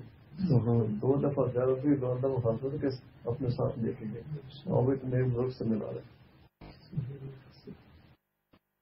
وہاں دارالعلوم پہنچے، وہاں پر مفتی شفیع صاحب جو کچھ وہ ختم بخاری تو ہو گیا، تو اس کے بعد پھر مفتی صاحب نے فرمایا حضرت ڈاکٹر صاحب سے کہ بھائی ڈاکٹر صاحب آپ کو بیان کر رہے ہیں. حضرت میں آپ کے سامنے بیان کروں، مجھ سے نہیں بولا جائے گا. حالانکہ بڑی بے تکلف تھی آپس میں، لیکن وہ علم کا ادب. اچھا تو بھائی ہم چلے جاتے ہیں، ہم نہیں بیٹھتے. ایک بات اور بیچ میں یاد آ گئی، حضرت مولانا پھول پہ رحمۃ اللہ سے تعلق تھا دونوں کا، مفتی شفیع صاحب کا بھی اور حضرت ڈاکٹر صاحب رحمۃ اللہ کا. اس میں جتنے بھی لوگ تھے سب کا رجوع مولانا عبدالغنی پھول پہ رحمۃ اللہ سے، ہستی بہت بڑی. انیشی اندازہ رہی ہے کہ اتنے بڑے بڑے لوگ جس کے پاس گئے وہ یقینی بات ہے تو بہت بڑی ہستی ہوں گی. باتوں سے باہر نکل آتی ہے پھر کارنر نہیں چلا جاؤں گا. بہرحال جب ان کا انتقال ہو گیا تو حضرت ڈاکٹر صاحب نے مفتی صاحب سے کہا کہ بھائی مفتی بات یہ ہے کہ پھول پور رحمۃ اللہ علیہ سے چلے گئے، اب کیا کریں؟ مفتی صاحب کہنے لگے ہاں بھائی ہم بھی یہی سوچ رہے ہیں، کیا کریں، ایک اجازت تو چاہیے. تو حضرت نے فرمایا کہ مجھ میرا جی چاہتا ہے کہ میں آپ سے تعلق قائم کروں. فوراً مفتی صاحب گویا ہوئے، بھائی میرا بھی یہ چاہتا ہے کہ آپ سے تعلق قائم کروں. اب دونوں ایک دوسرے کے مرید بھی ہیں، ایک دوسرے کے شیخ بھی ہیں. ارے بے تکلف بھی کہیے عالم، لیکن جب وہ بیان کرنے کا موقع ہے تو مجھ سے کرنے کا اچھا بھائی اگر آپ کو محسوس ہوتا ہے تو پھر میں اٹھ کے چلا جاتا ہوں. اگر محراب کے پاس بیٹھے ہوئے تھے، وہاں سے اٹھ کے باہر برآمدے میں آ گئے. مجھے ماشاء اللہ کافی لوگ تھے، علماء کا مجمع تھا، طلباء کو مجمع میں باہر برآمدے میں. اب جو مسجد ہے یہ نہیں ہے، وہ پرانی مسجد ہے. میں برآمدے میں بیٹھا ہوا تھا اور ایسے بیٹھا تھا کہ مجھے دروازے میں سے حضرت کی ضرورت ہوتی ہے. مفتی صاحب آ کے میرے پاس بیٹھ گئے اور ایسے بیٹھے کہ حضرت ڈاکٹر صاحب کی نظر ان پر نہ پڑے. کیا ادب ہے ان لوگوں کا، کیا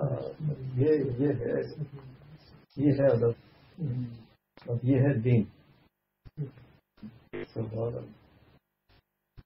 لیکن ساتھ میں وہ بھی ان کے یہ بھی تھا ان کے ذہن کے اندر کہ بھائی جو ڈاکٹر صاحب بتائیں گے وہ ہم ایسا نہ ہو کہ ہم نہ سن سکیں.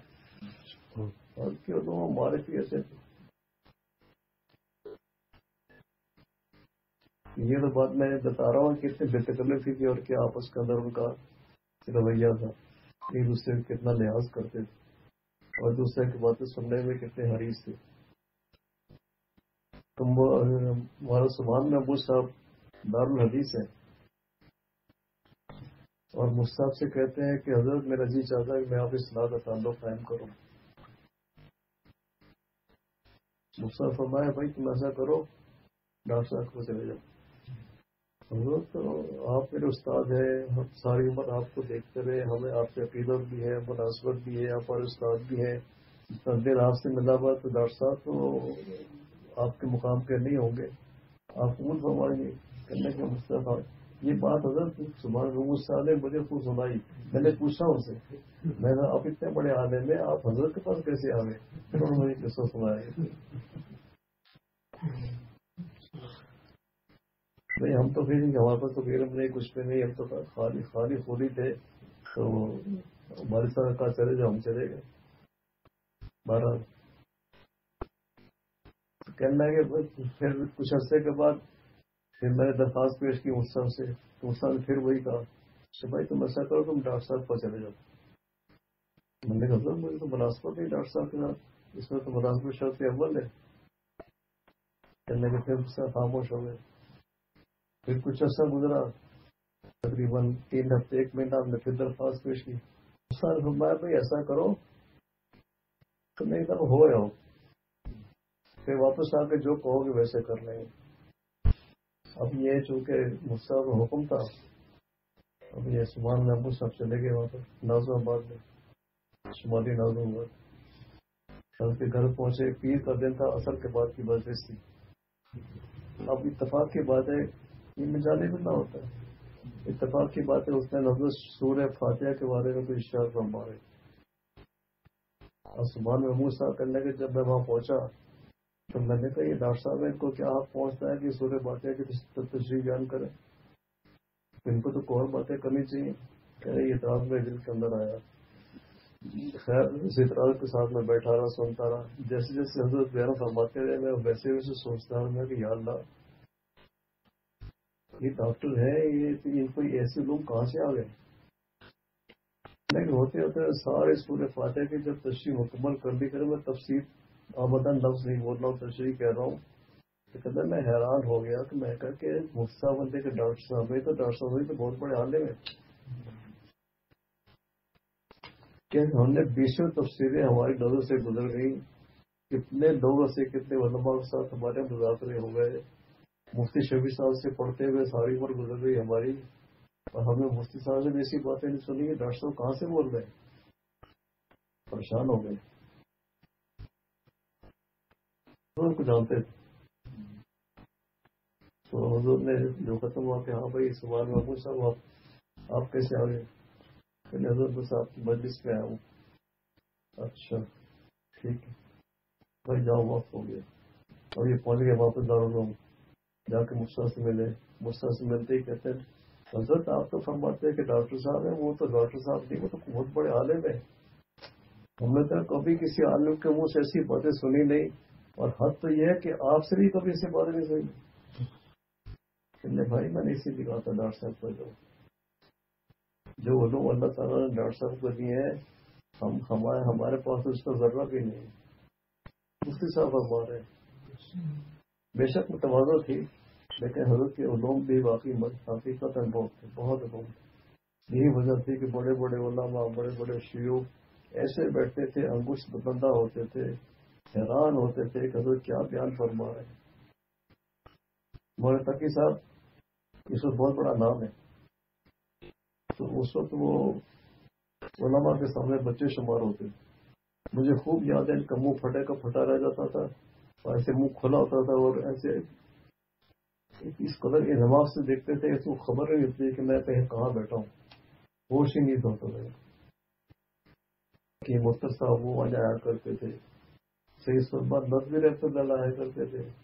مفتی شفیع صاحب ڈاکٹر صاحب انتظار لے کر دونوں بھی اکٹھا بیٹھے، ان کی باتیں سنتے ہیں، باتیں کرتے میں نے سنا.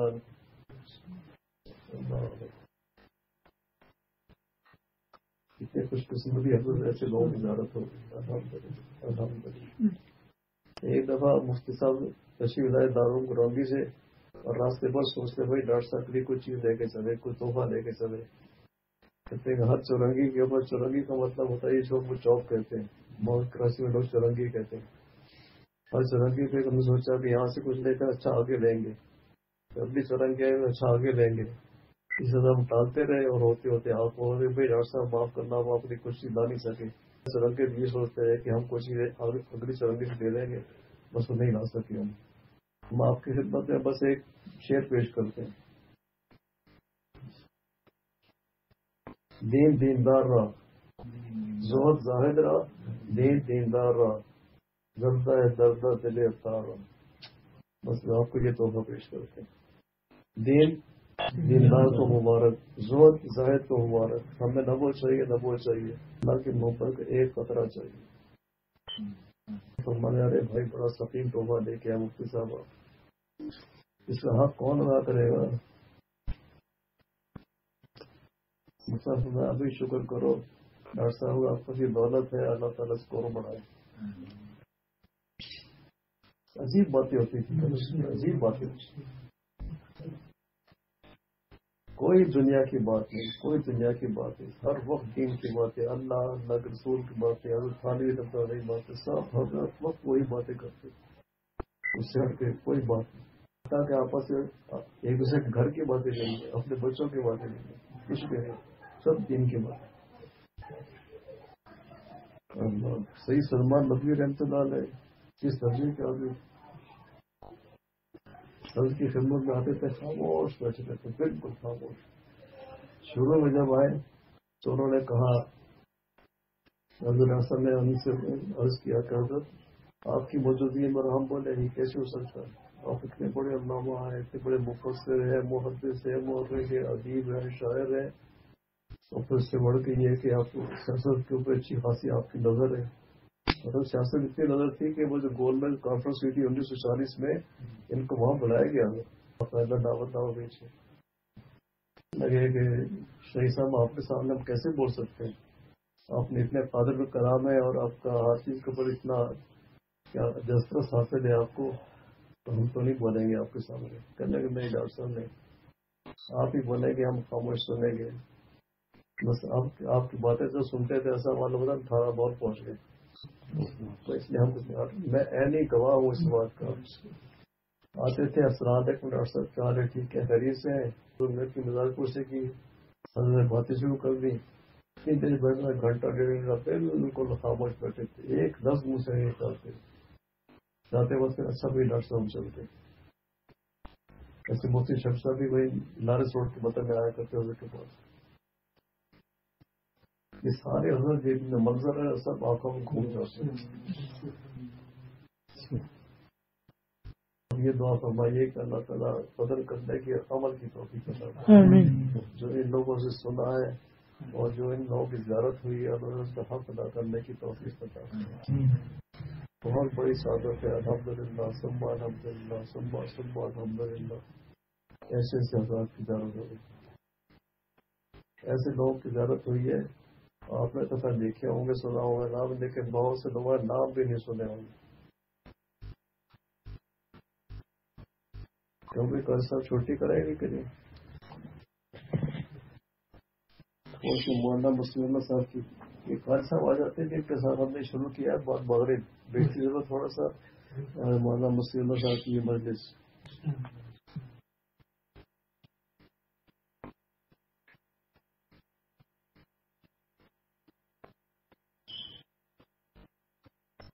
اکابر کی نظر مولانا مسلم صاحب کی مجلس ہے، وہ پڑھ رہا ہوں. اللہ کا شکر ہے ان کو بھی دیکھا، ان کی مسجد سے بہت بیٹھا ہوں. وہاں نہیں گجرآباد نہیں گیا، یہاں لاہور آئے کرتے تھے تو ان کی خدمت حاضر ہوتا. پہلے کعبہ کی نظر اعمال پر تھی، اس لیے سفر و حضر یکساں تھا. سفر حضر یکساں تھا، گھر اور باہر یکساں تھا، معمولات گھر اور مہمان بننے پر یکساں تھے. اور جن حضرات کی میں نے آپ ذکر کیا سب کا یہی حال، سب کا یہ حال. میں اپنے والد صاحب کو جانتا ہوں، باقی کو اتنا قریب ہو کے تو نہیں دیکھا. اللہ کا شکر ہے بہت قرب حاصل ہوا الحمدللہ. لیکن والد صاحب جو کہ تو بہت ہی قریب رہے ہم لوگ. والد صاحب کا یہ عالم تھا کہ جتنے محمود آتے اگر کوئی سمجھتے تھا کہ فلانی مصروفیت آنے والی ہے اور اس مصروفیت کے وقت میں مجھے یہ معمول ادا کر رہے ہیں تو وہ وقت آنے سے پہلے معمول پورے کر دیتے تھے. وقت آنے سے پہلے نہ آ رہا ہوں سب پورے کر لیتے. کہیں گئے میں وقت نکال کر کے اپنا کام سارا پورا کر لے.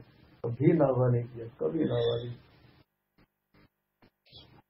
ایسے عجیب لوگ نہ کہیں سے ڈھونڈ کر رہے ہو عجیب لوگ. بس ڈوری وہاں اٹکی وہ آرام نہیں کرنے دیتی. جب ان کا انتقال ہوا مدینہ منورہ میں تھے 3 رات کے 4 رات سوئے نہیں, نہ دن میں سوئے نہ رات میں سوئے.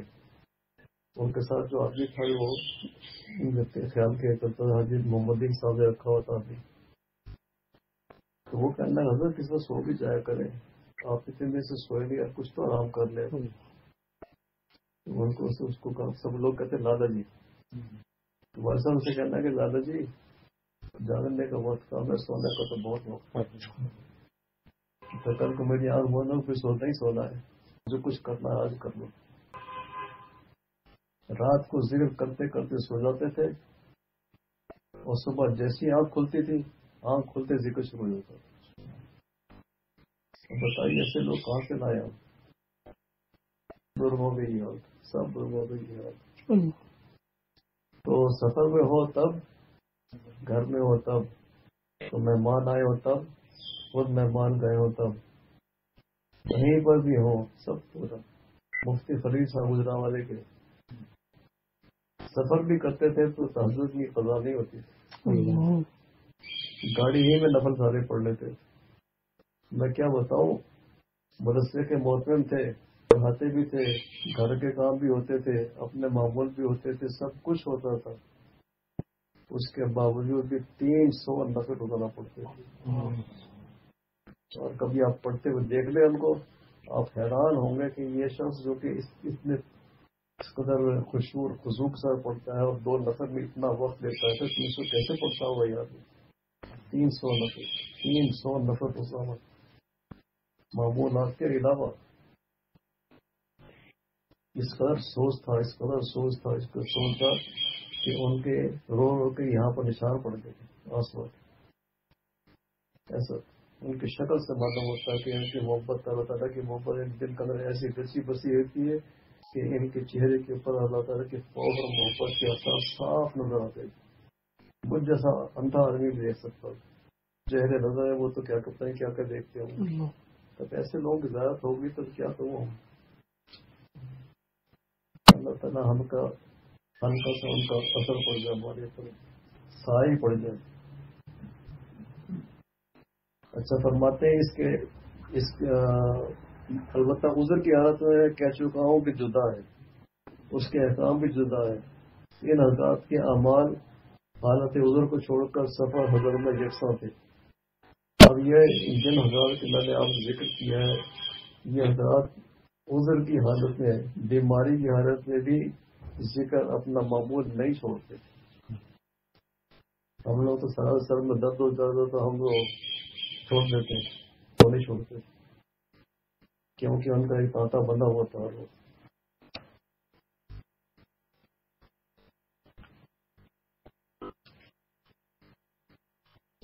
اور فرماتے ہیں جو لوگ خانقاہ میں آئے ہوئے ہیں ان کے اندر معمولات کی پابندی نہیں, تہجد گزاری نہیں, شاہ کو چاش گزاری نہیں, عوامین گزاری نہیں, نمازوں کے باقاعدہ پابندی تکبیر تحریمہ کے ساتھ نہیں. بھلا گھر جا کر تو کیا ہوگا.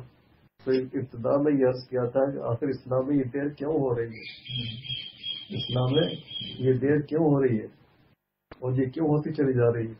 بات یہ ہے کہ اللہ تعالیٰ نیتوں کے ساتھ ہے, بات یہ اللہ تعالیٰ نیتوں کے ساتھ ہے. یعنی اللہ تعالیٰ کی توفیق نیتوں کے ساتھ ہوتی ہے. نیت صحیح نہیں کیونکہ ان اللہ علیم بذات الصدور, نیت کا حال اللہ تعالیٰ کو معلوم ہے, کس کی توفیقات نہیں ہوتی. نیت صحیح ہوگی تو اللہ سے توفیق بھی آئے گی. सनुज़िमुकुम मा वअंतुम ला कारिहून, तुम्हारी नियत ही नहीं होगी उसको हासिल करने के, वो क्यों देंगे। अल्लाह ताला बड़े गयूर है। तो ये फरमाते हैं इन्नल्लाह अलीम बिज़ाति सुदूर, नियत का हाल अल्लाह ताला को मालूम है, इसलिए तौफीक़ात नहीं हुई। जब तौफीक़ात नियत सही न होने की वजह से नहीं, तो इस्तिक़ामत किस तरह हो। इस्तिक़ामत के मानी है डटा हुआ रहना, जमा हुआ रहना, छोड़ने की तरफ ख्याल तक भी न होना। छोड़ना नहीं, ये तो ज़हन में ख्याल ही ना है कि मुझे छोड़ने है, इसका यानी गैर इख्तियारी तरफ भी इसका ख्याल ना है।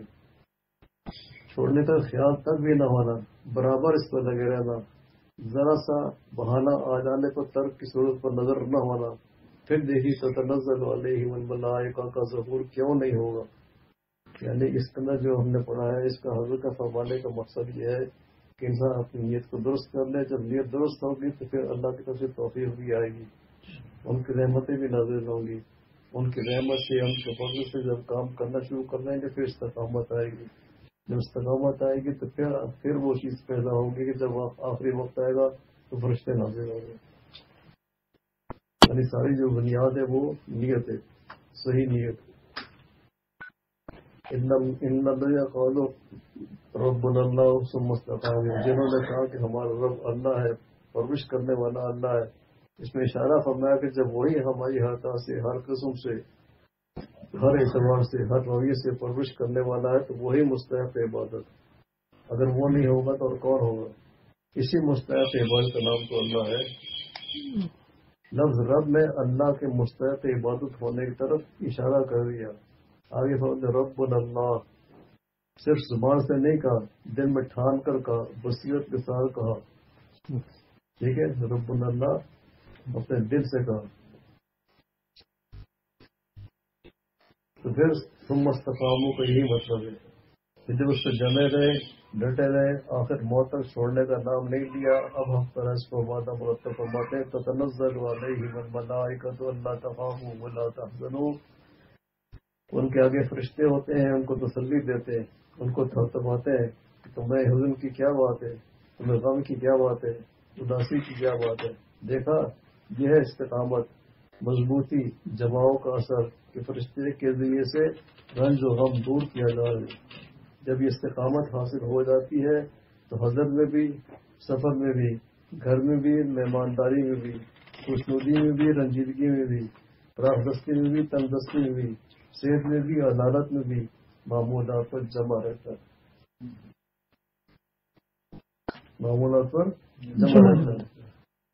ये अलग बात है कि हर हाल तक हुक्म रहता है, जिससे कि पहले अर्ज किया, पहले बैठकर विषय को पूरा करता है और मर से बैठ कर पूरा कर ले। अलगज़ मामूलात पर जमा रहना ये है इस्तिक़ामत। और इस्तिक़ामत की बुनियाद क्या है? नियत। हुक्म, इस्तिक़ामत की बुनियाद नियत। नियत होगी तो फिर अल्लाह ताला के फज़ल शामिल हाल होगा, अल्लाह ताला की रहमत शामिल हाल होगी, तौफीक भी शामिल हाल होगी। तौफीक होगी तो फिर अमल इंसान करेगा। अल्लाह ताला की मेहरबानी से, उनकी दी हुई क़ुव्वत से, उनकी तौफीक से अमल करेगा, करता है फिर इस्तिक़ामत हासिल हो जाएगी। इस्तिक़ामत हासिल हो जाएगी तो इसका नतीजा क्या होगा? तो ततनज़्ज़लु अलैहिम अल्ला तख़ाफ़ू वला तहज़नू वअबशिरू बिल-जन्नति लती कुन्तुम तुअदून। ऐसे ही गलती का बता दिया करो। ठीक है, अगर हम आखिर चाहते हैं कि हमारी आखिर अच्छी हो जाए तो फिर क्या करें? नियत दुरुस्त कर लें, बस बाकी गाड़ी पूरी चलती। ये बटन दबा दें, नियत दुरुस्त हो गई, आगे चलते जाओ।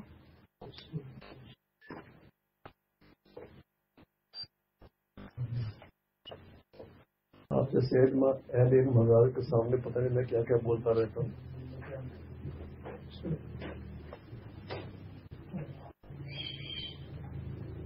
ये अहले जुनों की बस्ती है, ये अहले खिरत का देश नहीं।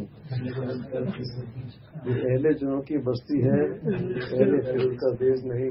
यहाँ आँखों को तकल्लुम सिखलाकर, आँखों को तकल्लुम सिखलाकर गोयाई सिखाई जाती है। जुनून से होता है, से नहीं होता।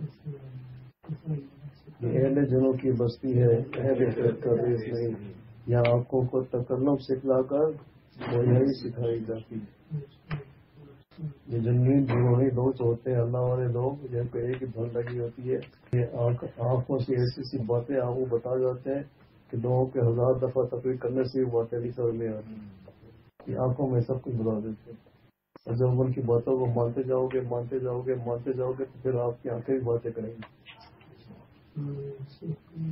یہ اہل جنوں کی بستی ہے، اہل خیر کا دیس نہیں، آنکھوں کو یہاں آنکھوں کو تکلم سکھلا کر گویائی سکھائی جاتی ہے۔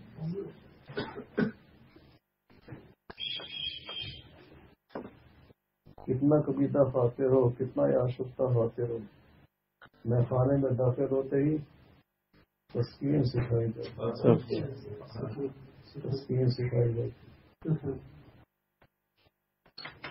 ہماری حکیم صاحب کے اشعار ہے، حکیم صاحب کی ساری شاعری ایسی، کوئی دنیا داری والی بات نہیں۔ جا رہے ہیں جی تشریف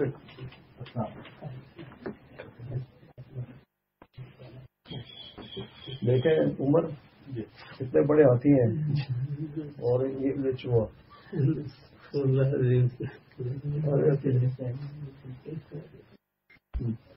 بس میں تو یہی سمجھتا ہوں۔ کاری صاحب ادھر ہی ہوں گے پھر میں سر ٹھیک، ہم نکل رہے ہیں۔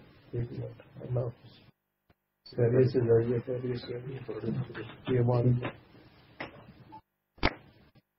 السلام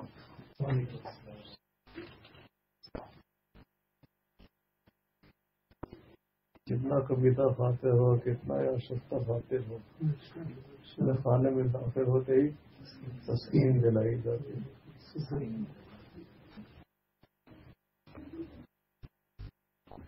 عجیب اشعار ہے، عجیب اشعار۔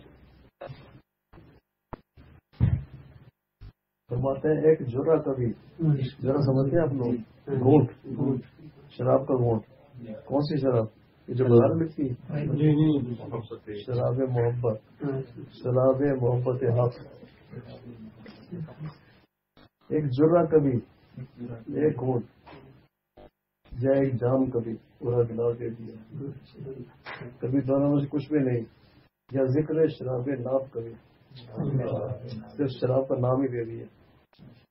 ایک جرا کبھی، ایک جام کبھی، یا ذکر شراب ناب کبھی، گرویدہ بنایا جاتا ہے، تھم تھم کے پلائی جاتا ہے، گرویدہ بنایا جاتا ہے، تھم تھم کے پلائی جاتا ہے۔ ارمان و تمنا، فکر و نظر، تسکین تعلق، ہوش و فکر۔ ارمان و تمنا، فکر و نظر، تسکین تعلق، ہوش و فکر، کتنی اچھی چیز ہے، اور یہ سب اللہ کی طرف، سب دین کے لیے، اللہ کے لیے۔ ارمان و تمنا یہ اللہ تعالیٰ کو سامنے رکھتی ہے، ارمان و تمنا، فکر و نظر، تسکین تعلق، ہوش و فکر۔ آگے سر اس عشق کی نوری دنیا میں ہر چیز مٹائی جاتی، اس عشق کی نوری دنیا میں ہر چیز مٹائی جاتی۔ مطلب ہے کہ یہ سب چیز اچھی ہے لیکن اس کا ذوق اچھا نہیں ہے، اس کا ذوق اچھا نہیں ہے کہ میں یہ میری ارمان، میری نظر، میری فکر، میرا تعلق، ارے ہم کیا چیزیں ہیں، سب کچھ ان کی عطا ہے، جس کو ملا ہے وہ دے رہے ہیں۔ جب انسان اپنے دل کے اندر اللہ تعالیٰ کی محبت محسوس کرتا ہے، محبت معرفت اس کی ہوتی ہے جب اس کی کنات کا علم ہو، اللہ کو دیکھا ہی نہیں، اللہ کو جانتے ہی نہیں، تو ہماری محبت کیسی ہوگی؟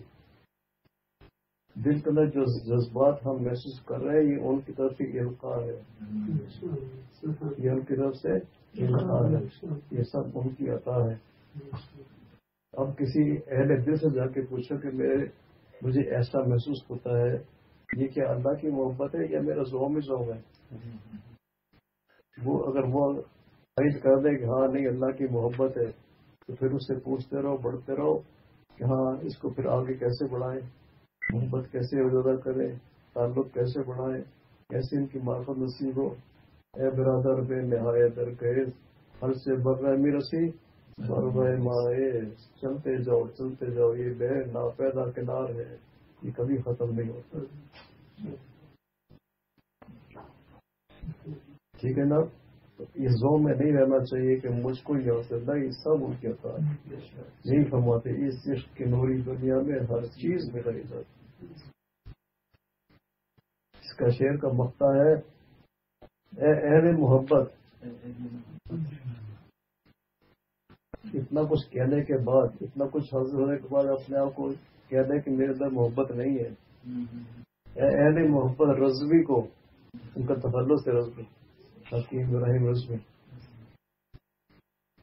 اللہ عجیب لوگ، عجیب لوگ. روزانہ ون سر پسایا کرتے، روزانہ اثر کے بتایا کرتے. ابھی تو ان کا میں کمال یہ بتاؤں، ان کے ہاتھ میں کتنی برکت تھی. ون سر 2 پیج سے منگایا کرتے تھے ان کے لیے، ایک ہفتے لیے. اگر فرض کیجیے کہ اس وقت 4 آدمی آ گئے تو 4 کو پوری ہو گئی، 8 آدمی 8 کو پوری ہو گئی. پتا نہیں کیا ان کے ہاتھ کے اندر چیز، کیا برکت تھی. اہل محبت رضوی کو آداب محبت سے کھلا دو. اہل محبت رضوی کو آداب محبت سے کھلا دو. یوں دل کو سنبھالا جاتا ہے، یوں آنکھ چکائی جاتی ہے. محبت کے بھی آداب ہوتے ہیں. محبت اندھی نہیں ہونی چاہیے. محبت کے اندر بھی ہوش میں رہنا چاہیے. محبت کا تقاضا یہ ہے کہ انسان اپنے آپ کو سنبھال کر رکھے. کتنی ہی محبت کا زبردست جوش آ جائے لیکن اپنے آپ کو سنبھال کر رکھے. دین کا تقاضا، شریر کا تقاضا ہوش میں رہو. محبت کا تقاضا کہ بالکل مدہوش ہو جاؤ.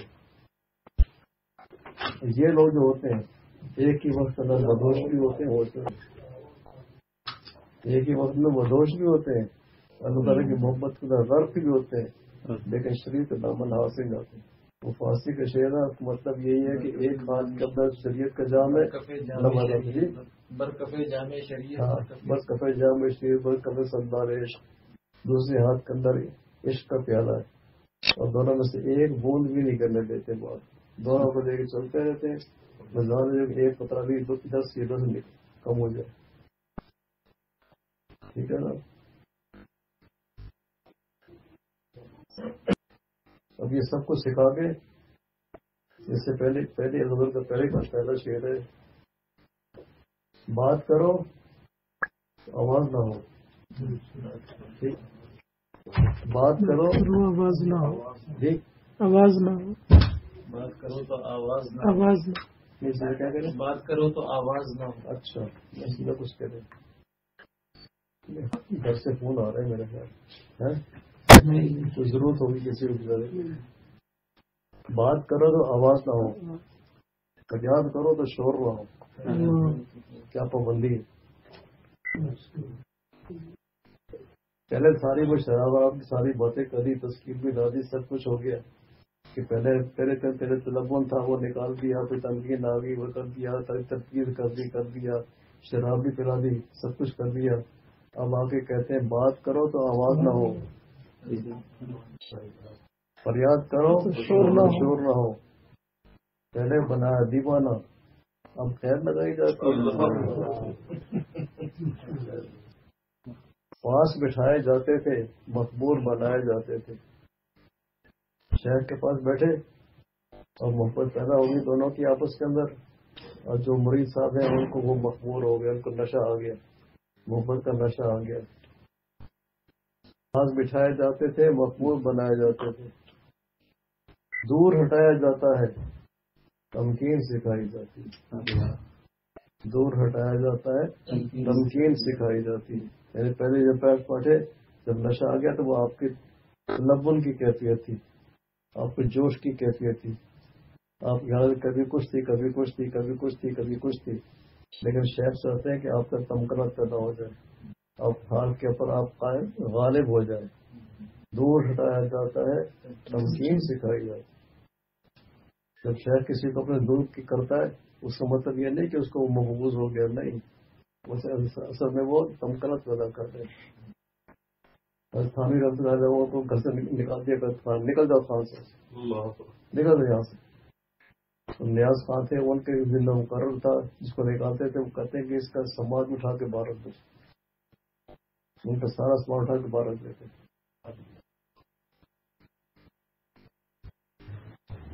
ایک دفعہ خواہش صاحب نکال دیا. کتنا قریبی تعلق، بے تکلف تعلق، اس میں سے کسی کا بھی نہیں تھا جتنا کہ خواہش صاحب کا تعلق تھا اور خواہش صاحب کے ساتھ حضرت کا تعلق تھا. وہ کوئی بھی کوئی بات مطلب اصلاح کے اوپر تو بالکل چشم پوشی نہیں فرماتے تھے. کوئی کتنا بھی قریبی تعلق ہو لیکن اصلاح کے معاملے کے اندر میں چشم پوشی نہیں کرتا. نکال دیا ہوا خواہش صاحب کیا محبت سے بھرا ہوا دل تھا. اب ساری دنیا جانتی کہ اس پر ان کو محبت تھی اپنے شہر سے. باہر جا کر کے تو وہ جو دروازہ ہے اس کے بعد آج کل تو رواج نہیں تھا، اس کے بعد دونوں طرف پتھر ہوتے تھے، سیڑھیاں ہوتی تھیں، دونوں طرف پتھر ہوتے تھے. تو وہ سیڑھی ایک پتھر پہ جا کے بیٹھ گئے. کسی نے کہا کہ خواجہ صاحب آپ کو تو حضرت نے نکال دیا خانقاہ سے. تو کندھے میں خانقاہ تو نہیں بیٹھا، میں تو باہر بیٹھا ہوں. خانقاہ میں تو نہیں تو باہر ایسے ادھر ہوگا پاس وہ دیکھو کیا نظر آ رہا ہے، وہ دیکھو شہر کی شکل نظر آ رہی ہے. میں اس لیے یہاں بیٹھا ہوں. خانقاہ بھی نہیں ہوں، میں کیا کروں، دل کے ہاتھوں سے مجبور ہوں. شہر کی زیادہ تو میں پھر بھی کرنے میں مجبور ہوں. ایسی محبت. سمکنت دور ہٹایا جاتا ہے، تمکین سے کرے جاتا. پاس بٹھائے جاتے تھے، مقبول بنائے جاتے. پاس بٹھا کے انسان کے اندر دل کے اندر محبت ڈالی جاتی ہے. اور محبت کا یہ خاصہ ہے کہ وہ انسان کے اندر تعلقن پیدا کرتا ہے، جوش پیدا کرتا ہے. کبھی اس کو کچھ حالت ہوتی ہے، کبھی کوئی حالت ہوتی ہے، کوئی کیفیت، کبھی کوئی کبھی کسی وقت رو رہا ہے، کسی وقت ہنس رہا ہے، کسی وقت خوش ہو رہا ہے، کسی وقت غمگین ہو رہا ہے، کبھی بست ہے، کبھی قبض ہے. اس کا مطلب یہ ہے کہ ابھی اس کا تدبر کی کیفیت ہے. جب تمکنت آئے گی پھر وہ حال اس کے بالکل مستقیم ہو جائے گا. کوئی بھی حالت گزرے وہ اپنے حال کو قائم رہے گا، وہی جو بھی پڑا ہے. اس کے اندر اتنی استقامت آ جاتی ہے کہ وہ جس وقت کا جو حکم ہوتا ہے وہ کر گزرتا ہے. یہ تو معمول کا ایک مثال دی انہوں نے کہ معمول کیسے بھی ہے، سفر ہے، حضر ہے، تندرستی ہے، صحت ہے، جو کچھ بھی ہے، کوئی بیماری ہے، بیمار کو مہمان آ گئے یا خود مہمان چلے گئے، ہر حال میں ان کے معمولات پورے ہیں. یہ جو آج جس کا تمکن ہو جاتی ہے، کوئی بھی حال ہو جو اللہ کا حکم ہے اس کو ہر حال میں اس کو پورا کرتا ہے.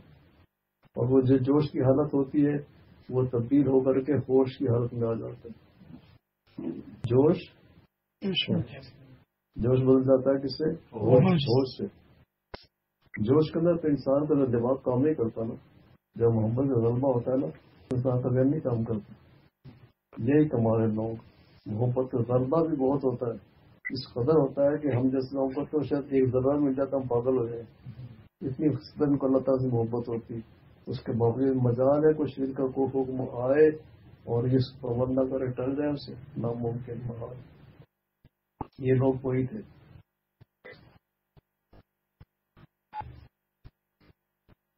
اہل محبت رسنے کو آداب محبت سیکھنا دو. دل کو سنبھالا جاتا ہے، یوں آنکھ جھکائی جاتی.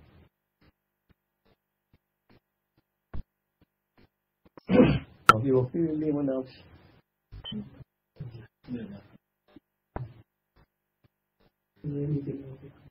اب میں محفل آپ کے سامنے.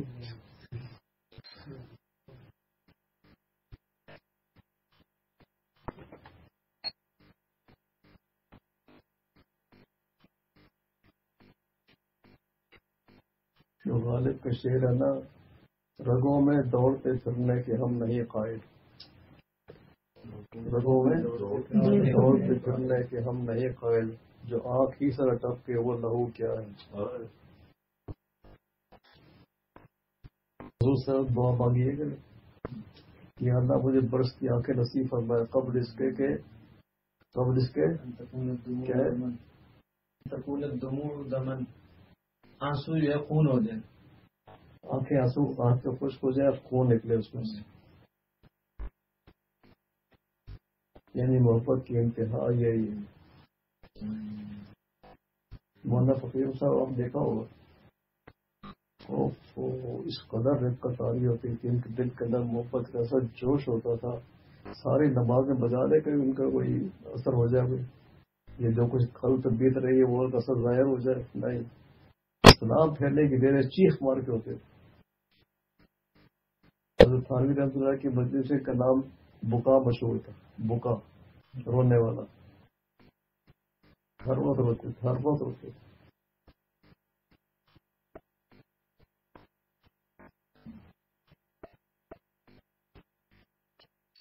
مولانا حبیب اللہ صاحب تھے، آخر وہ سکھر میں آ گئے. الحمدللہ ان کی بھی ضرورت ہوئی. یہ اور مولانا پھولپور رحمۃ اللہ علیہ کی اجازت آگے پیچھے ملی. ایک آدھ کا بیچ میں کوئی نام ہوگا، باقی سب کہتے اجازت دے دی. اور اتفاق کی بات دونوں کا جسم، دونوں کا ڈیڑھ لو، دونوں کا قد، دونوں کا بات کرنے کا انداز دونوں کا ایک ہے. یہ ہنستے ہنستے بہت تھے. ان کا نام حضرت کی مجلس میں مشہور تھا ذوقا، ہنسنے والا. ایک ذوقا تھے، ایک بکا تھے.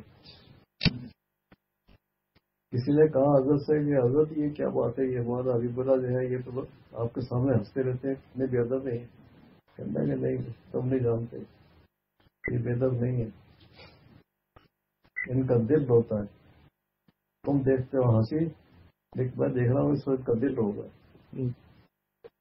حقیقت میں بہت ہنستے تھے، بات بات پہ ہنستے تھے، بات بات پہ ہنستے تھے. لیکن دیکھیں کتنی بڑی بات ہے. حضرت تھانوی رحمۃ اللہ علیہ کی نظر شفقت ان پر پڑی ہے. حضرت کے جو شروع کے خلفاء ہے، میں خیال ان کا نمبر کوئی شاید 7واں 8واں ہوگا. اتنے شروع کے خلفاء میں سے. کافی ہم کو بھی ہے اس پہ ناز. جی ہم کو بھی اس پہ ناز. ہم بھی ان کی نظر سے گزرے، ہم بھی ان کی نظر سے گزرے. جب بھی ان کے در سے گزرے ہیں، کتنے عالم نظر سے گزرے. کس کا در؟ حضور صلی اللہ علیہ وسلم. جب بھی ان کے در سے گزرے، کتنے عالم نظر سے گزرے. عارفی ہم کو بھی اس پہ ناز، ہم بھی ان کی نظر سے گزرے. کتنا ادب ہے اس شعر کے اندر. یہ نہیں ہے کہ حضور کے ادب ہم پر پڑی ہے، نہیں. حضور کی دیکھ رہے تھے، ہم وہاں سے گزر گئے. اس پر محبت ہے، کتنی بے سادگی ہے اور کتنی سادگی. یہ ہے محبت. جوش والی محبت نہیں ہوتی. وہ اس کا جوش آنے کا مطلب ہے کہ ابھی ہڈیاں کچی ہے. ابھی ہڈیاں کچی ہے. دیکھا سنا جب ہڈیاں ابھی پک رہی ہوتی ہے نا، اس میں بڑ بڑ بڑ بڑ بڑ کی آوازیں بہت آتی ہیں. جو ابھی بڑ بڑ بڑ بڑ کرتا ہے نا، اس کا مطلب بھی کچا ہے. جس ہڈیاں میں سے آواز آتی ہے ابلنے کی، اس کا مطلب ہے ابھی کچی ہے. جب وہ پک کے تیار ہوتی ہے، پورے محلے میں خوشبو آتی ہے. گھر میں قورمہ بنا ہے بھیا، بریانی بنی، کوفتے بنے. اس وقت وہ آواز نہیں آتی، اس میں خاموش اس کی خوشبو پھیل جاتی. تو جب تک انسان تکبر میں مبتلا رہتا ہے، خالی خلی ہوتا ہے. وہ کسی نے مثال دی نا کہ یہ جو ٹین کا ڈبہ ہوتا ہے نا، اس کا ایک دو پتھر اس کو ہلاؤ گا تو وہ ڈبہ بولتا ہے. اب وہ جب اس کو وہ ڈبہ پتھروں سے بھر جائے، اب جتنا مرضی ہلاؤ اس سے آواز نہیں آتی. جو آدمی بہت بولتا ہے، اس کا مطلب ہے وہ خالی ہے. جو نہیں بولتا، اس کا مطلب وہ بھرا ہوا ہے. تو ہم بول رہے ہیں تو ہم خالی ہیں، یہ نہیں بول رہے ہیں کہ یہ بھرے ہیں. ارے دیوانوں کی باتیں ہیں. معاف کیجیے گا، گستاخی کرتا ہوں. آپ کا خیال آتا تھا، میں کہتا ہوں دیکھو عجیب بات ہے، ایک ہاتھی نے اپنی لگام دے دی ایک چوہے کا ہاتھ کے اندر. کمال ہو گیا. یہ چوہے کی بھی اعزاز کی بات. ارے نہیں حضرت، یہ آپ کی وجہ سے اللہ تعالیٰ ہمیں مہربانی فرما دے، ہمارے بھی آپ پر سمجھ جائے.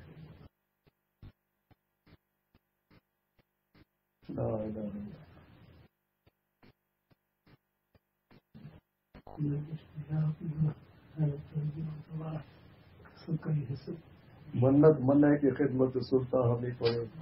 منت بشناس کیوں خدمت برداشت کر. ٹھیک ہے، اس میں ہمارا کمال نہیں ہے، کمال ان لوگوں کا ہے. آیت کہہ جائے کہ مجھ جیسے نااہل آدمی کو کہتے ہیں کہ آپ ہمیں راستہ بتائیں.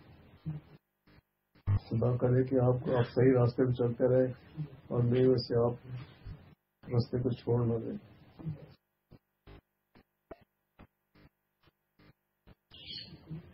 اہل محبت رسمی کو آداب محبت سکھلا دو. یوں دل کو سنبھالا جاتا ہے، یوں آنکھ جھکائی جاتی.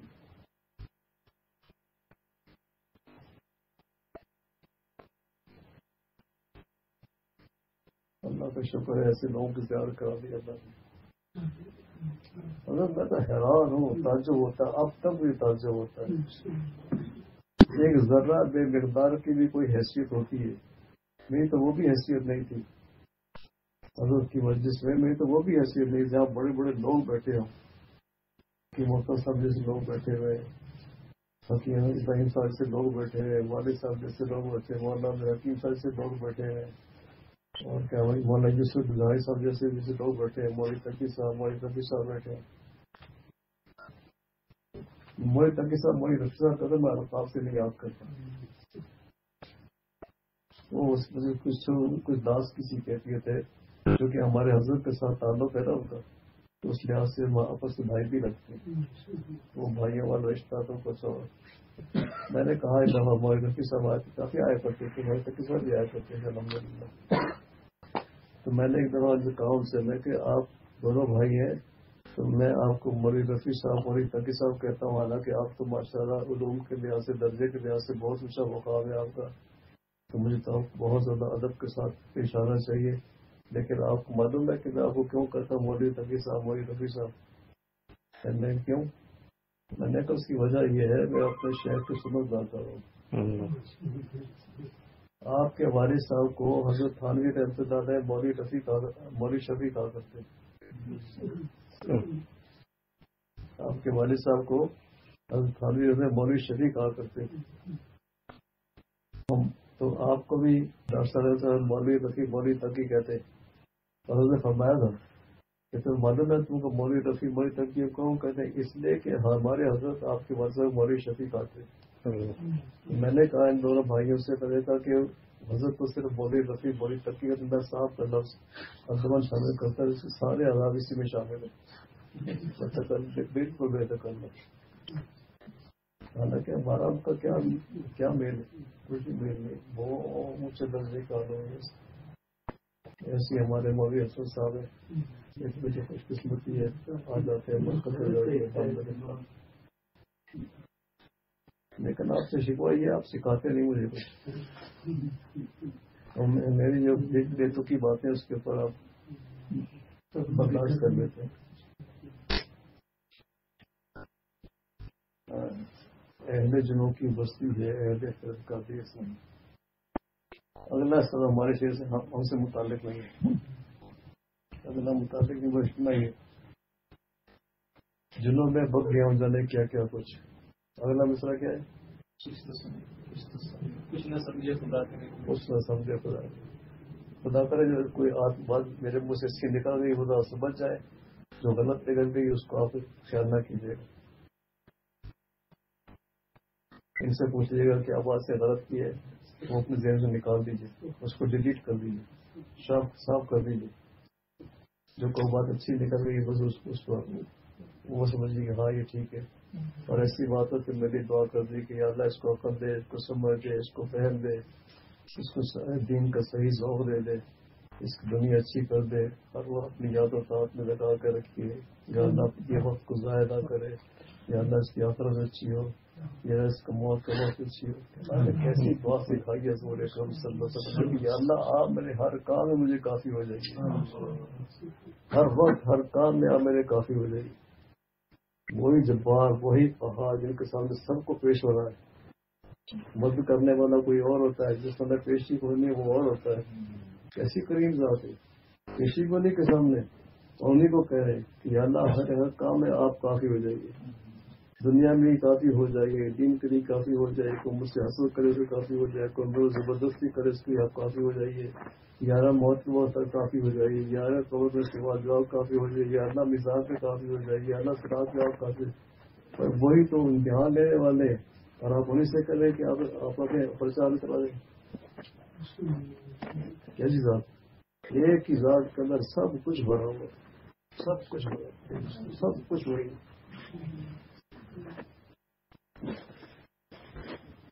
لیکن 10 بج گئے آپ لوگوں کو پاس بہت گزار گیا تو کیسا چلے ہیٹر یہاں پر نہیں توڑ دیا لیکن 12 ٹھیک رہیں گے اللہ شکر